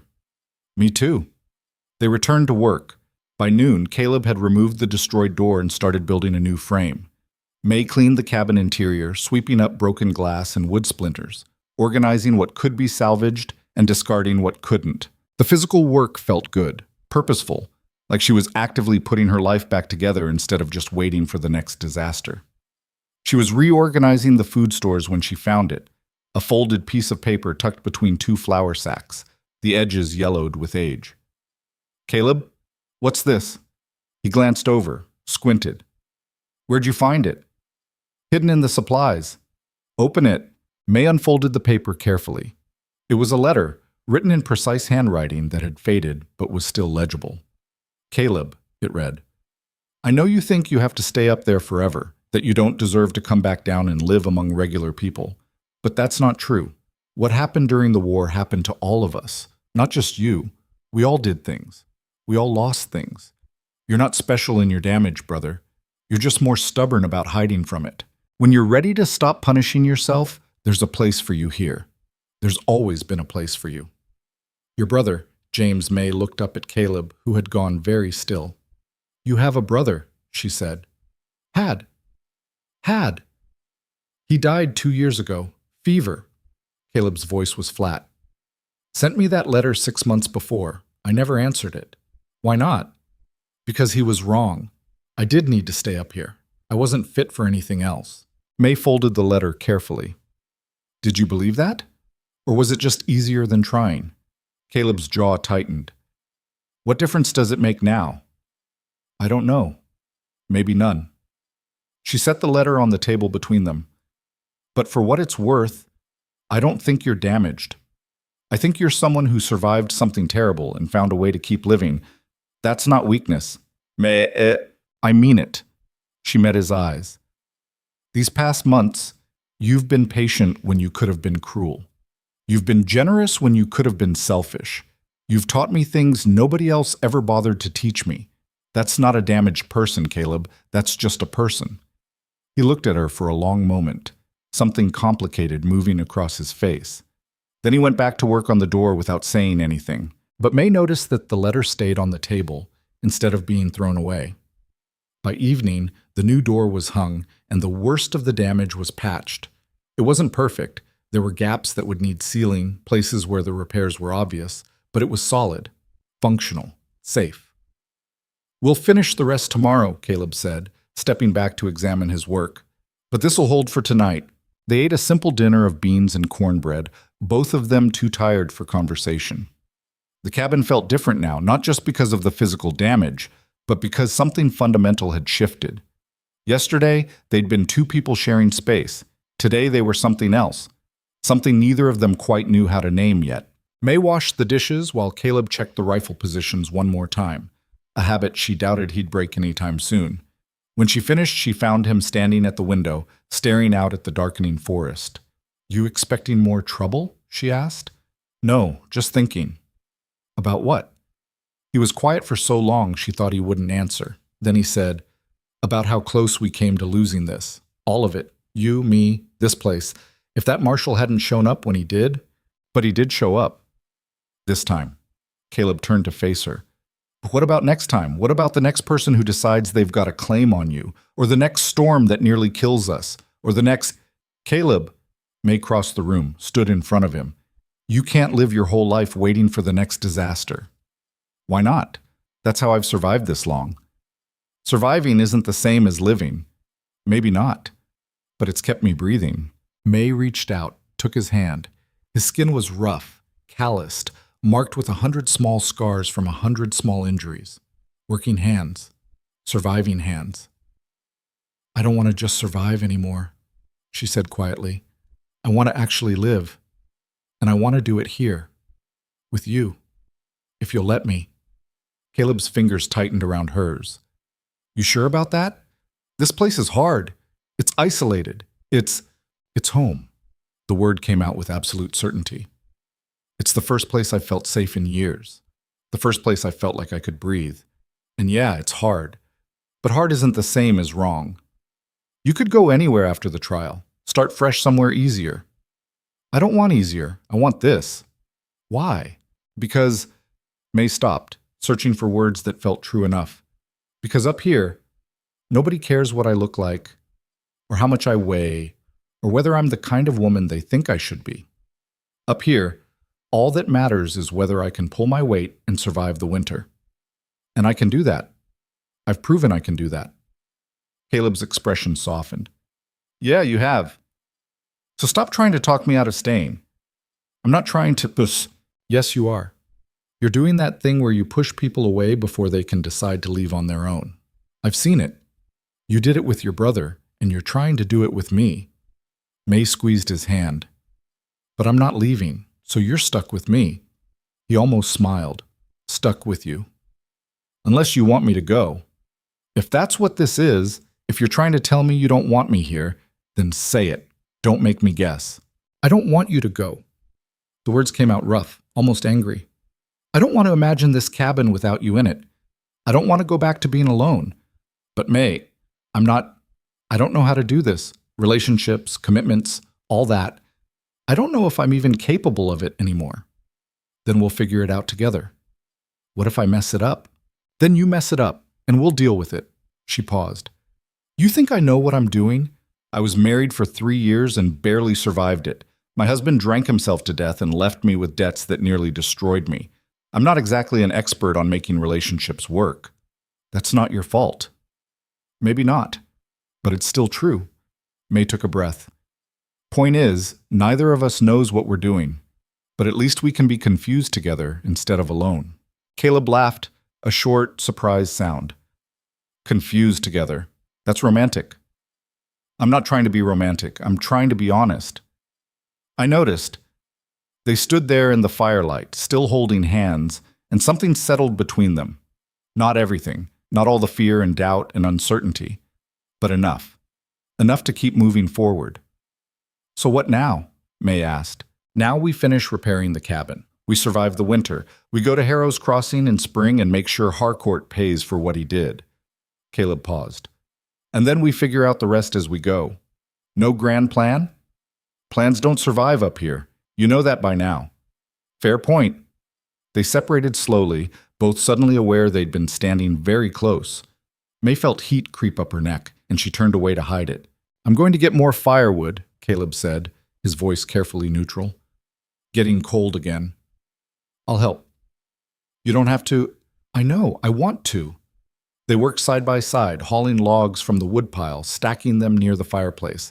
The temperature had dropped sharply with nightfall, and May's breath came out in white clouds. Winter was settling in hard now, turning the mountain into something beautiful and deadly. Storm's coming, Caleb observed, studying the sky. Big one, by the look of it. How long? Day, maybe two. We'll want to top off the water barrels before it hits and check all the seals on the windows. More repairs. Always more repairs. He set down the last log. But at least we've got time to prepare. That's more than most people get. May thought about the marshals riding away with Harcourt in chains, about how close she'd come to being dragged back to St. Louis, about how differently this whole thing could have ended. We got lucky, she said. We got prepared, and we fought back when we had to. Luck had nothing to do with it. You really believe that? Caleb looked at her steadily. I believe we made our own luck, and we'll keep making it, as long as we keep working together. That night, May lay in the loft listening to the wind pick up outside. The storm Caleb had predicted was already starting. She could hear it in the way the pines swayed, in the particular howl of mountain wind that meant heavy snow was coming. Below, she heard Caleb moving around, banking the fire for the night. His footsteps were familiar now. She could track his movements without looking, knew whether he was checking supplies or cleaning rifles, or just restless and trying to work off excess energy. She heard him pause at the bottom of the ladder. May? You awake? Yeah. Storm's going to be bad. Might last a few days. We'll be stuck inside. We've been stuck inside before. I know. Just wanted to make sure you were all right with that. With being trapped up here with me for days with no way out. May rolled over, looked down at him through the gap in the loft floor. His face was half in shadow, but she could see his expression, uncertain, almost vulnerable. Caleb, I'm not trapped. I'm home. He was quiet for a moment, then he said, Good night, May. Good night. She listened to him settle in below, arranging his bedroll by the fire like he always did. And she realized that somewhere in the past months, the sound of another person breathing in the darkness had gone from terrifying to comforting. The storm hit 2 hours later with the force of a physical blow. Wind screamed around the cabin, driving snow against the walls hard enough to rattle the windows. May woke to the sound of Caleb moving below, checking the fire, making sure nothing was coming loose. You need help? She called down. No, go back to sleep. But sleep was impossible. The storm was too loud, too violent. May climbed down from the loft and joined Caleb by the fire. Told you it was going to be bad, he said. You undersold it. Didn't want to scare you. Too late for that. They sat together, watching the fire burn while the storm tried to tear the mountain apart outside. At some point, Caleb made coffee, terrible coffee, but hot and strong, and they drank it in silence. How long do these usually last? May asked. Anywhere from a day to a week. This one. He listened to the wind. 3 days, maybe 4. And we're prepared? As prepared as we can be. That's not exactly reassuring. It's the truth. He glanced at her. You scared? Of the storm? No. Of being trapped up here with you for days? She pretended to consider. Slightly terrified. He laughed, and May realized it was the first time she'd heard him really laugh. Not a chuckle or a huff of amusement, but an actual laugh. What? She asked. Nothing, just you've changed since you got here. Changed how? You make jokes now. You didn't when you first arrived. I was too terrified to make jokes when I first arrived. And now? Now I'm still terrified. I just hide it better. No, you don't. May looked at him. What? You don't hide it better. You just stop trying to. Caleb set down his cup. When you first got here, you were so busy trying to prove you could handle everything that you wouldn't admit when you were scared or hurting or overwhelmed. Now you just say it straight out. That's not hiding it better. That's being honest. May absorbed that. Is that good or bad? Good, trust me, it's good. They sat in comfortable silence while the storm raged on. Eventually, May dozed off sitting up, her head dropping onto Caleb's shoulder without her quite realizing it. She woke an hour later to find he'd covered her with a blanket and was still sitting perfectly still, letting her sleep. Sorry, she mumbled, pulling away. Don't be. You needed the rest. So do you. I'll sleep when you're back in the loft. Why? He didn't answer, but May understood. He was still in protective mode, still watching for threats, even though the only danger now was weather. Caleb, Harcourt's gone. The danger's over. For now. No, for real. May sat up straighter. The marshals have him. He's going to prison. It's over. People like Harcourt always have friends, always have people who owe them favors, and we'll deal with that if it happens. But right now, tonight, you can rest. You can stop waiting for the next attack. Caleb looked at her, and she saw the exhaustion written in every line of his face. He'd been running on adrenaline and fear for days, and now that the immediate threat was gone, his body was demanding payment. What if something happens while I'm asleep? He asked quietly. Then I'll wake you up. I'm not helpless anymore, remember? You made sure of that. May, I've got the rifles loaded. I know where everything is, and if someone's dumb enough to climb this mountain in a blizzard, I'll hear them long before they reach the cabin. She stood, held out her hand. Come on, get some actual sleep. He took her hand, let her pull him to his feet. He swayed slightly, more exhausted than May had realized. You're sleeping in the loft tonight, she said firmly. I'll take the floor. It's not up for debate. You're dead on your feet and the loft is warmer. Go. For once, Caleb didn't argue. He climbed the ladder like a man moving through water, and May heard him collapse onto the bed with a sound that might have been relief. She settled by the fire with a rifle across her lap and a blanket around her shoulders, and she kept watch while Caleb finally rested. The storm lasted 4 days. 4 days of howling wind and driving snow, of being trapped inside the cabin with nothing to do but maintain the fire and ration supplies, and try not to go crazy from cabin fever. But something happened during those 4 days, something neither of them quite expected. They talked, really talked, not just practical conversation about supplies and weather, but actual conversation about who they were and where they'd come from and what they wanted from whatever came next. Caleb told her about growing up in Pennsylvania, about losing his parents young, about the brother who'd raised him and the war that had torn them apart, told her about the things he'd seen, the things he'd done, the reasons he'd fled to the mountains because cities made him feel like he was drowning. May told him about her childhood in Illinois, about the mother who'd died when she was 12, and the father who'd remarried and made it clear she was no longer part of his new family. Told him about her disastrous marriage, about how she'd convinced herself that any husband was better than none, about how wrong she'd been. They played cards with a deck so worn the suits were barely visible. They read from the 3 books Caleb owned, a Bible he never opened, a battered copy of Shakespeare's collected works, and a farming manual that was mostly useless for mountain living but occasionally entertaining. They cooked together, cleaned together, maintained the cabin together. And slowly the space between them shrank. Not sexually. There was desire there. May felt it, and knew Caleb did too, but neither of them pushed. It was too new, too fragile, too important to rush. But emotionally, practically, they became a unit. 2 people who functioned as one, who anticipated each other's needs, who fit together in ways that felt both surprising and inevitable. On the 4th morning, May woke to silence. No wind, no snow pelting the walls. Just quiet. She climbed down from the loft. They'd been taking turns, trading off who slept where, and found Caleb already at the window. "Storm's over," he said. May joined him, looked out at a world transformed. Everything was buried under at least 3 feet of fresh snow, the trees bent under the weight, the clearing barely recognizable. It was beautiful. It was also completely impassable. "How long until we can move around?" she asked. "Day or 2 to dig out the immediate area. Week or more before the trails are usable." He glanced at her. "We're stuck here until spring now. The passes will be closed." May realized what he was really saying. If she wanted to leave, to change her mind about staying, this was her last chance to say so. because after this there would be no leaving until the snow melted. She looked at the buried landscape, at the cabin that had become home, at the man standing beside her who'd somehow become essential. "Good," she said simply. Caleb smiled, that real smile she was learning to recognize. "Good."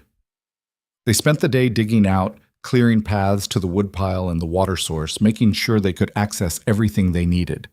The work was hard, the snow heavy and wet, but May didn't mind. She was home, she was safe, and for the first time in her life, she was exactly where she wanted to be. That night, they celebrated with the last of the whiskey Caleb had been saving. Not much, maybe 2 fingers each, but enough to warm them from the inside. "To surviving," Caleb said, raising his cup. "To surviving," May echoed. They drank, and the whiskey burned, going down in the best possible way. "Can I ask you something?" May said after a moment. "Go ahead." "When you placed that advertisement, when you were looking for a wife, what were you hoping to find?" Caleb considered the question. "Honestly, someone who could handle the work, someone who wouldn't expect romance or softness or any of the things I couldn't give, someone practical. And instead you got me. Instead I got you." He looked at her. "And you're nothing like what I expected." "Is that bad?" "No, it's better." He set down his cup. "You're stronger than I expected, tougher, more stubborn, more honest, more—" He trailed off, searching for words. "More what?" "More everything. More than I deserved, more than I hoped for. Just more." May felt tears prick her eyes.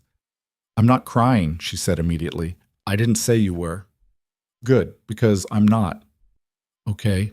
They sat in silence, the fire crackling between them, and May realized that this quiet companionship, this easy understanding, this sense of being known, was more than she'd ever had in 3 years of marriage. "Caleb?" "Yeah?" "I know we said we'd figure things out as we go, but I need to know. When spring comes, when we go down to Harrow's Crossing for the trial, are we going as partners or as something else? What do you want?" "I asked first." He smiled. "Fair enough." He was quiet for a moment, then said, "I want to marry you, properly, not just for convenience or survival, but because I can't imagine doing this with anyone else." May's breath caught. "Really? Really?" He looked at her steadily. "But only if that's what you want. I'm not going to push. I'm not going to pressure. If you want to stay partners, if you want to wait, if you want something different entirely, I want to marry you." The words came out before she could second-guess them. Caleb blinked. "You do?" "I do." May laughed at the absurdity of it. "I do. I want to marry you. I want to build a life here. I want to wake up every morning and know you're downstairs making terrible coffee. I want to argue about firewood and water schedules and whether the door needs more reinforcement. I want all of it. Even the hard parts? Especially the hard parts. Because I finally found someone who doesn't try to make me smaller, who doesn't try to fix me or control me or turn me into someone I'm not." She set down her cup. "You see me, Caleb, the real me, not the version people think I should be, and that's everything." He crossed the space between them, took her hands in his. "Then yes. When spring comes, we'll make it official. We'll go down to Harrow's Crossing, you'll testify, and then we'll find someone to marry us properly." "And then what?" "Then we come back up here and live our lives, together." May kissed him. It was clumsy and uncertain, and neither of them quite knew what they were doing, but it was real, and it was theirs, and it was perfect in its imperfection. When they pulled apart, Caleb was smiling. "What?" May asked. "Nothing. Just, I spent 4 years up here thinking I'd be alone forever. And then you showed up and ruined all my plans. Sorry about that." "Don't be. Best thing that ever happened to me." They stayed up late that night, talking and planning, and occasionally kissing like awkward teenagers who'd just discovered something wonderful. And when May finally climbed into the loft, she fell asleep with a smile on her face and hope in her heart. The winter was long and hard, but they faced it together. And that made all the difference. Winter held the mountain in its grip for another 3 months, and in that time, May learned what it really meant to live rather than just survive. The days fell into a rhythm that felt both demanding and deeply satisfying. Wake before dawn to restart the fire. Haul water while the world was still gray and frozen. Check traps, split wood, prepare meals, maintain equipment. Then evening would come, and they'd sit by the fire, sometimes talking, sometimes in comfortable silence, while the wind howled outside and the stars burned cold and bright above the peaks. May's body changed. Her soft hands became calloused and strong. Her arms developed muscles she'd never known she could build. Her lungs adapted to the thin mountain air until climbing the trails felt natural instead of impossible. She could shoot accurately at 50 yards now, could track a deer through fresh snow, could split a day's worth of firewood without her back giving out. But the bigger changes were internal. She stopped apologizing for taking up space, stopped second-guessing every word that came out of her mouth, stopped waiting for someone to tell her she was doing everything wrong, because Caleb never did. When she burned dinner, which still happened more often than she'd like, he'd just scrape the pot clean and say, "We'll eat better tomorrow." When she missed a shot, or dropped a water barrel, or made any of 100 small mistakes, he'd show her how to do it better without making her feel worthless for getting it wrong. He treated her like an equal, like a partner, like someone whose presence made his life better rather than harder. And slowly, May started believing she deserved that. One evening in late February, they were sitting by the fire when Caleb said, "I've been thinking about the trial." May looked up from the sock she was mending. "What about it?" "About what comes after. After you testify. After Harcourt's convicted. What happens next?" "We come back here. That's what we agreed." "I know. But May, they're going to ask you questions. Hard questions. About your marriage. About the debts. About everything Harcourt did." He paused. "It's going to dredge up things you might not want to remember." "I know." She set down the sock. "But it has to be done. He can't be allowed to do this to anyone else." "That's not what I'm asking. I'm asking if you're ready for it. If you're prepared for what it's going to feel like, standing in front of a courtroom full of strangers and telling them everything." May was quiet for a moment. Truthfully, she hadn't thought much about it. She'd been so focused on surviving the winter, on building this life with Caleb, that the trial had felt distant, almost abstract. But spring was coming, and with it, the reckoning she'd been avoiding. "I don't know if I'm ready," she admitted. "But I don't think I have a choice." "You always have a choice." "Do I?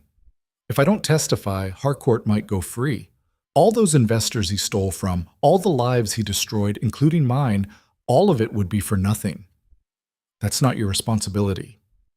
"Yes, it is." May met his eyes. "I'm the one who found the evidence. I'm the one who ran. I'm the one who made it out alive. If I don't speak up now, then what was the point of any of it?" Caleb nodded slowly. "All right.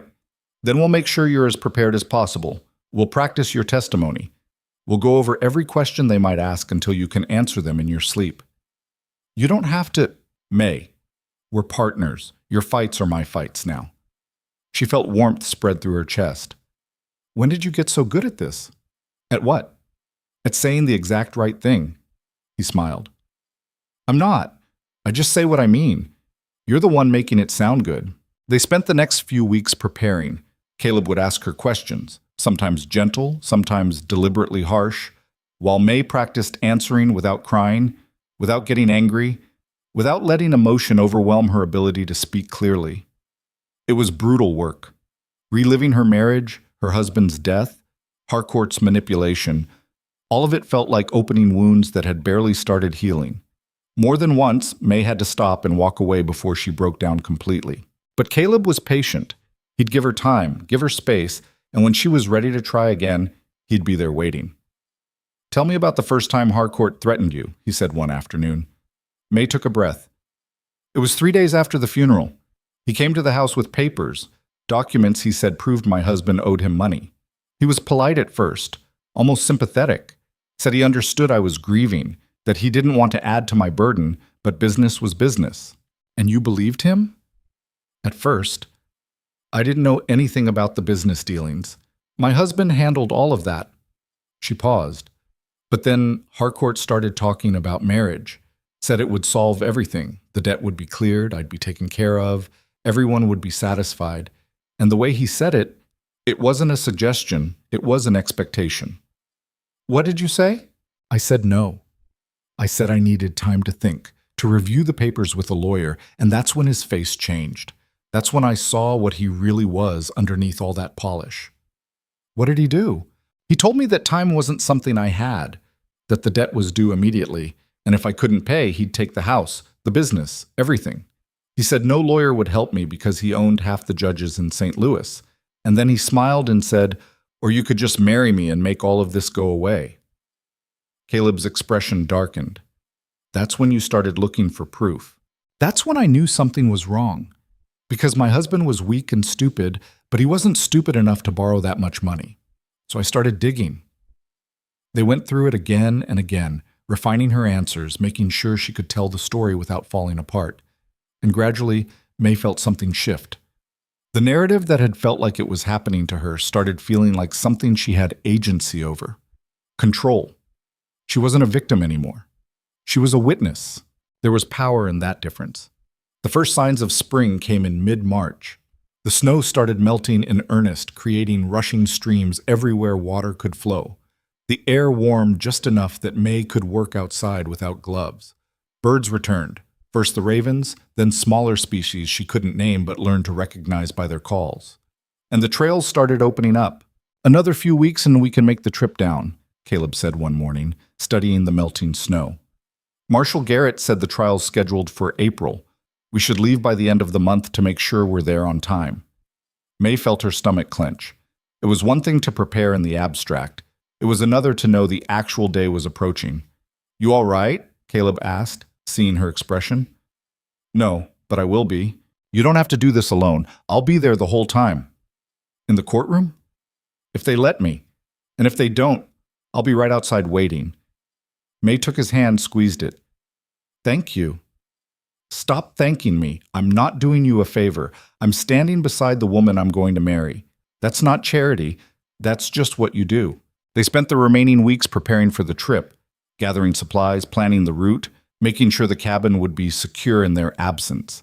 Caleb insisted on bringing more ammunition than seemed necessary, and May didn't argue. She'd learned to trust his instincts about danger. The morning they left, May stood at the edge of the clearing and looked back at the cabin. Their home. The place that had transformed her from someone barely surviving into someone actually living. "We'll come back," Caleb said quietly, standing beside her. "I know, it's just, the last time I left somewhere, I could never go back. This is different. This place is ours. Nobody can take it away." May nodded, shouldered her pack, and started down the trail. The descent was easier than the climb had been 5 months ago, but that didn't make it simple. The trail was muddy from snowmelt, treacherous in places where ice still lingered.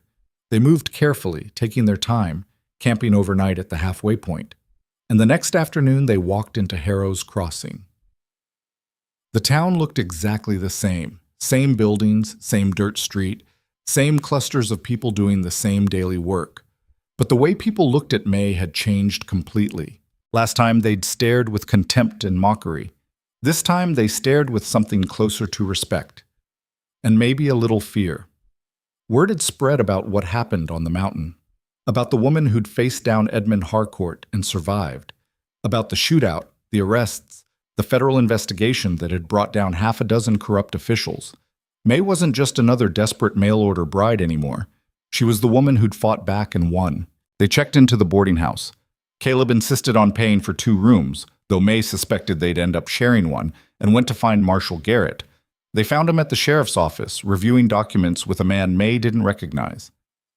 "Mrs. Sutton," Garrett said, standing when they entered. "Mr. Hart. Right on time," he gestured to the other man. "This is District Attorney Wallace. He'll be prosecuting Harcourt's case." Wallace was maybe 40, with the kind of sharp eyes that suggested he didn't miss much. He shook May's hand firmly. "Mrs. Sutton, I've read your statement. Very thorough, very damning." "Is it enough?" May asked. "Will it convict him?" "That depends. Harcourt's lawyers are claiming everything was legitimate business. They're saying you misunderstood the situation, that your husband really did owe the money, that Harcourt was just trying to help." Wallace paused. "They're going to try to paint you as confused, emotional, possibly even vindictive. Let them try. They'll also attack your credibility. They'll bring up your marriage, your husband's drinking, anything they can use to make you look unreliable. May felt Caleb tense beside her, but she kept her voice steady. I know, we've been preparing for that. Wallace studied her for a moment. You're not what I expected. What did you expect? Someone more fragile, someone who'd fall apart under cross-examination. He smiled slightly. I don't think you're going to fall apart at all. I survived 6 months on a Wyoming mountain in winter. A lawyer asking hard questions doesn't scare me anymore. Good. Because Harcourt's defense team is excellent. They're going to do everything they can to discredit you. But Mrs. Sutton, if you can hold steady, if you can tell your story clearly and honestly, we will win this case. I'm certain of it. May nodded. When do we start? Trial begins day after tomorrow. You'll testify on the 3rd day. Until then, stay close. Don't talk to anyone about the case, and try to rest. Wallace gathered his papers. You've done the hard part already, Mrs. Sutton. You survived him. Now you just have to tell everyone how. The next 2 days were torture. Waiting, preparing, trying not to think about all the ways things could go wrong. Caleb stayed close, a constant, steady presence that kept May grounded when her mind started spiraling. They walked through town together, and May noticed people watching, some with curiosity, some with respect, and a few, the ones who'd probably done business with Harcourt or owed him favors, with poorly disguised hostility. Ignore them, Caleb said when May mentioned it. They're not important. What if they try something? Then I'll handle it. You can't fight the whole town. Watch me. May almost smiled despite her nerves. The morning of her testimony, she woke before dawn with her stomach in knots. Caleb made coffee, terrible as always, and they sat together in the dim light of the boarding house room. You're going to be fine, he said. You don't know that. Yes, I do. I've watched you survive things that would have destroyed most people. A courtroom is nothing compared to that mountain. The mountain didn't judge me. Neither will I. He took her hand. No matter what they ask, no matter what you have to say, I'm not going anywhere. Understand? May squeezed his hand hard enough to hurt. What if I mess this up? You won't. But if you do, we'll deal with it. Together. The courthouse was packed. May had expected a small frontier proceeding, but apparently Harcourt's case had drawn attention from across the territory. Journalists, investors, curious townspeople, they filled every seat, and more stood along the walls. And there, at the defense table, sat Edmund Harcourt. He looked smaller than May remembered, still dressed impeccably, still projecting that air of wealthy confidence, but diminished somehow. Like being arrested and jailed had stripped away some essential layer of protection. Their eyes met across the courtroom, and May saw the moment he registered her presence. Saw surprise flicker across his face, followed quickly by calculation. He'd expected her to be broken, frightened, easy to discredit. He was about to learn how wrong he was. District Attorney Wallace called May to the stand, and she walked forward on legs that wanted to shake but refused to. She placed her hand on the Bible, swore to tell the truth, and sat down. And then she told her story. Everything. The marriage to a weak man who drank too much. The debts that appeared after his death. Harcourt's threats, his manipulation, his attempts to force her into marriage. The proof she'd found of his embezzlement. Her flight across the country. The fear that had followed her for months. Wallace guided her through it with careful questions, letting her speak in her own words, letting the jury see her not as a victim, but as a survivor.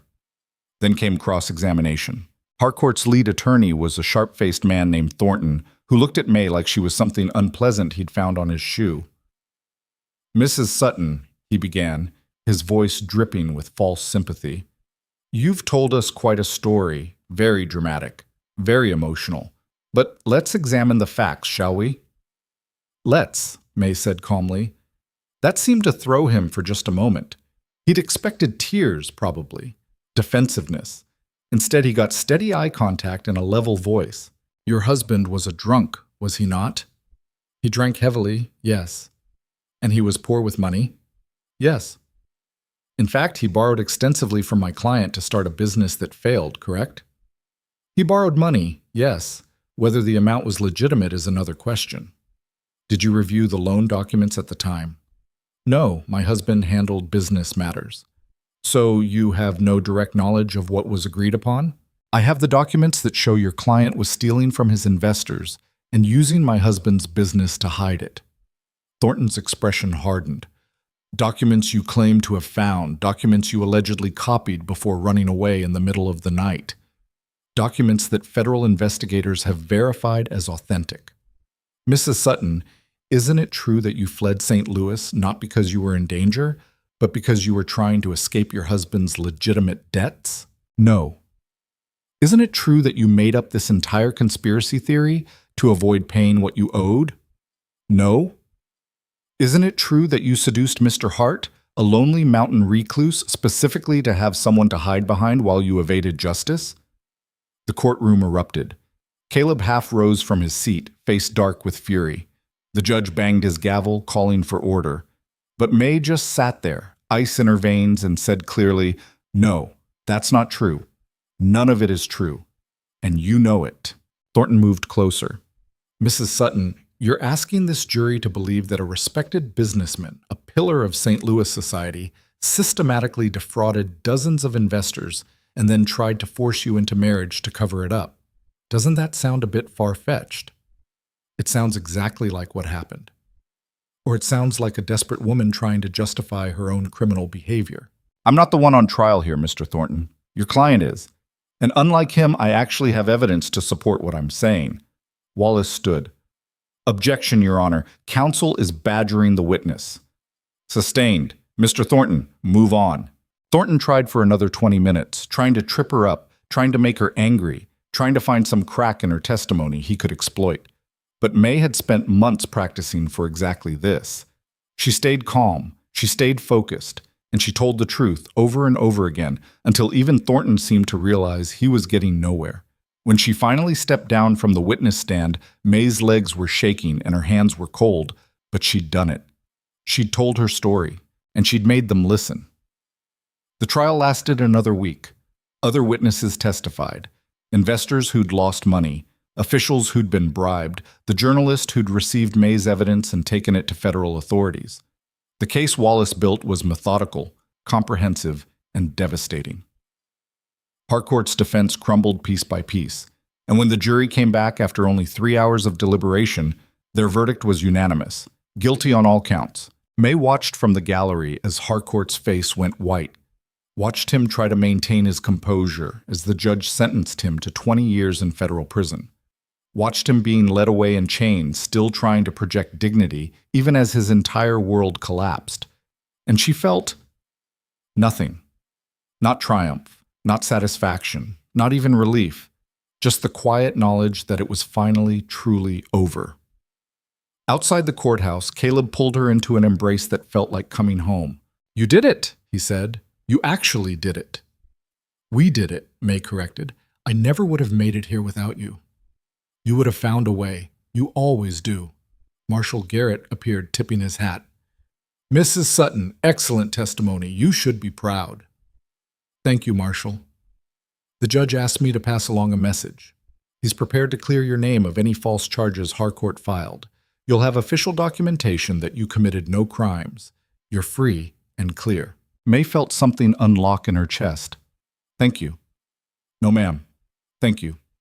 What you did, coming forward, testifying, helping us build this case, you saved a lot of people from being victimized by that man." He paused. "You're a brave woman, Mrs. Sutton." "I'm not brave. I was just tired of running." Sometimes that's the same thing. After Garrett left, May and Caleb walked through town together. The sun was setting, painting the sky in shades of orange and pink, and the spring air smelled like new grass and possibility. "What now?" May asked. "Now we find someone to marry us, and then we go home." They found a minister the next morning, an old man who asked no questions and seemed delighted to perform a wedding for two people who actually looked like they wanted to be married. The ceremony was simple. No fancy dress, no crowd of witnesses, no elaborate celebration, just May and Caleb standing in a small church, promising to stand beside each other for whatever came next.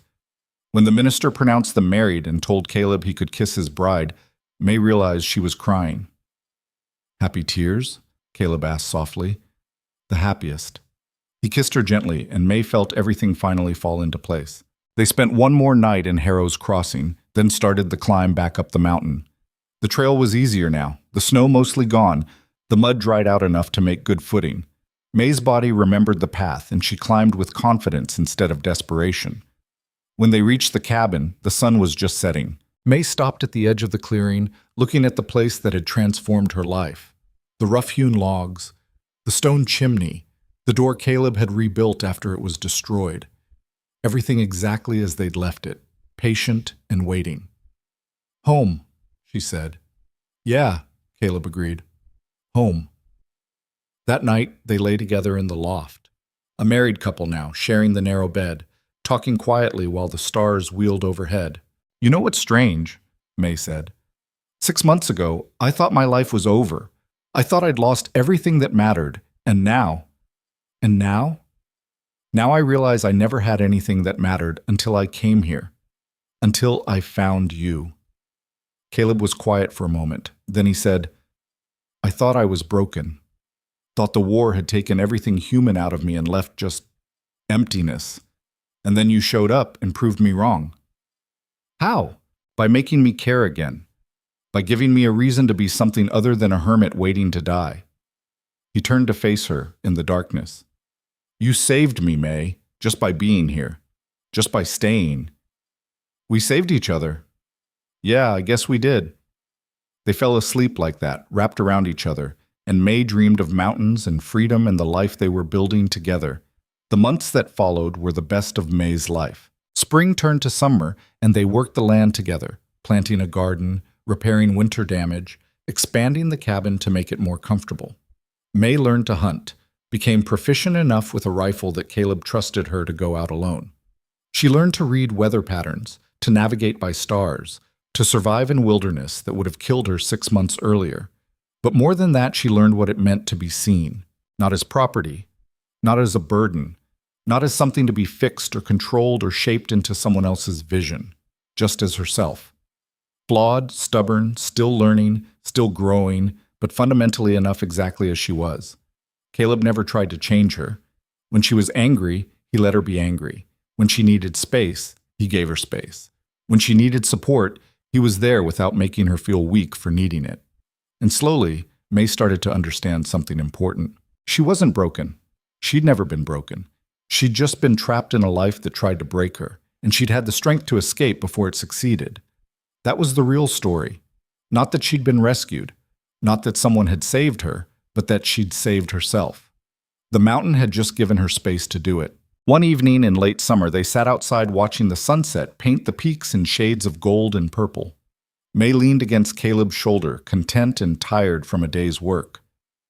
"Do you ever miss it?" she asked. "Life before the mountain?" "Sometimes. Not the war, but family, my brother. The idea that I belonged somewhere." "You belong here." "I know, but it took me a long time to believe that." He paused. "What about you? Do you miss St. Louis?" May thought about it honestly. The city, the society, the life she'd lived before everything collapsed. "No," she said finally. "I don't miss any of it. That world never wanted me the way I am. It only wanted what it could make me into." "And what did it want to make you into?" "Small, quiet, grateful for whatever scraps of dignity men like Harcourt decided to give me." She looked up at the stars beginning to appear.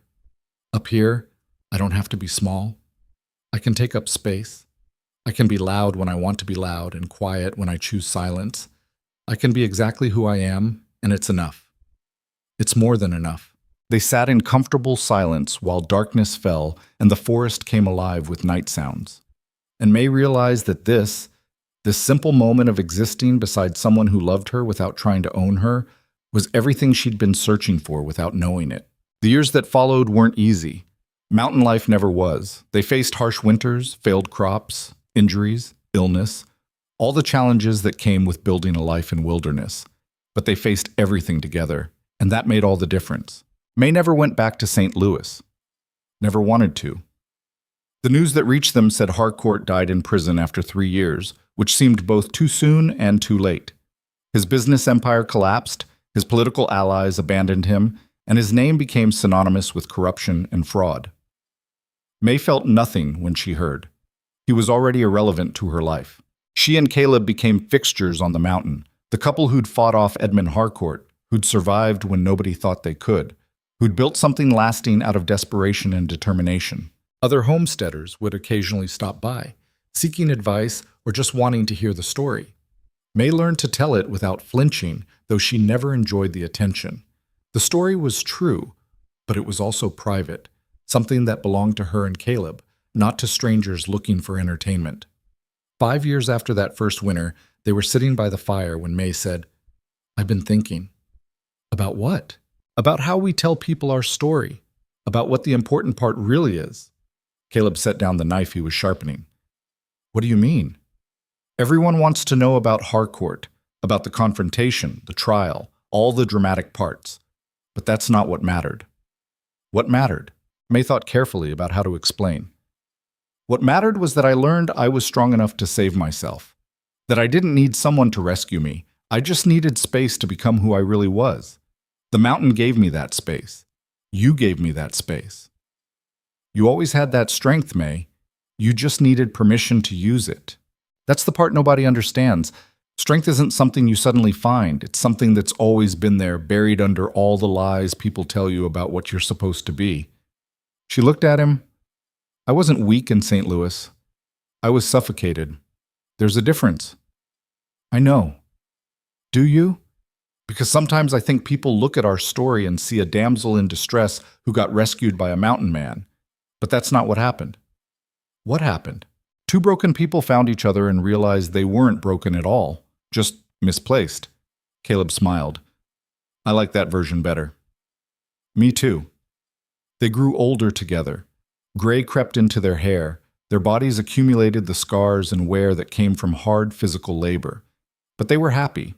Not in some perfect, uncomplicated way. Life was still difficult, still demanded constant work and vigilance. But in the way that mattered. They'd built something real. Something that belonged entirely to them.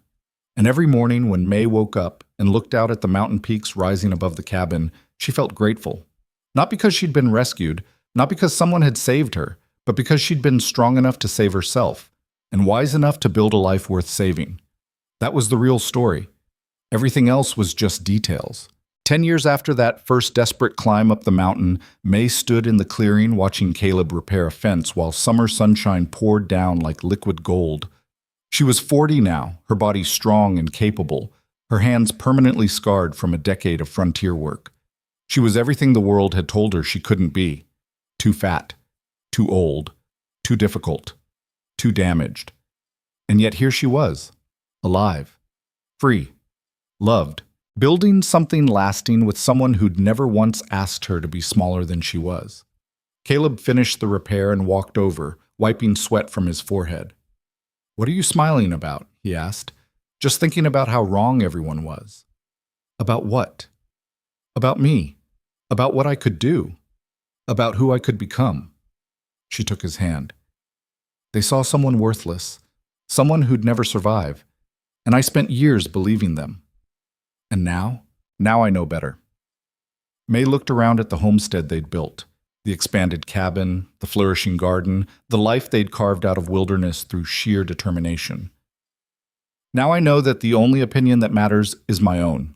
Caleb squeezed her hand. "Took you long enough to figure that out." "Better late than never." "True enough." They walked back to the cabin together as the sun began its slow descent toward the western peaks. And May thought about the woman who'd stepped off that wagon 10 years ago, terrified, desperate, broken by a world that had tried its best to destroy her. That woman was gone now. Not because she'd been fixed or healed or rescued, but because she'd transformed into someone new, someone stronger, someone who understood that survival wasn't about being perfect or invulnerable. It was about refusing to give up, even when everything seemed impossible. It was about standing up when the world told you to stay down. It was about believing you were worth fighting for, even when nobody else did. That was what the mountain had taught her. That was what Caleb had shown her. That was what she'd learned by living instead of just surviving. And as May Hart climbed the steps to her home, her real home, the one she'd chosen and built and defended with her own hands, she felt something she'd never felt before. Complete. Not because her life was perfect, but because it was hers. And that was enough. That had always been enough. She just hadn't known it yet. But now she did. And nothing, no person, no past, no fear, could ever take that knowledge away from her again. The mountain rose eternal behind the cabin, and the stars wheeled overhead, and May Hart lived the life she'd chosen for herself. Free, respected, unafraid, and entirely, absolutely, magnificently herself.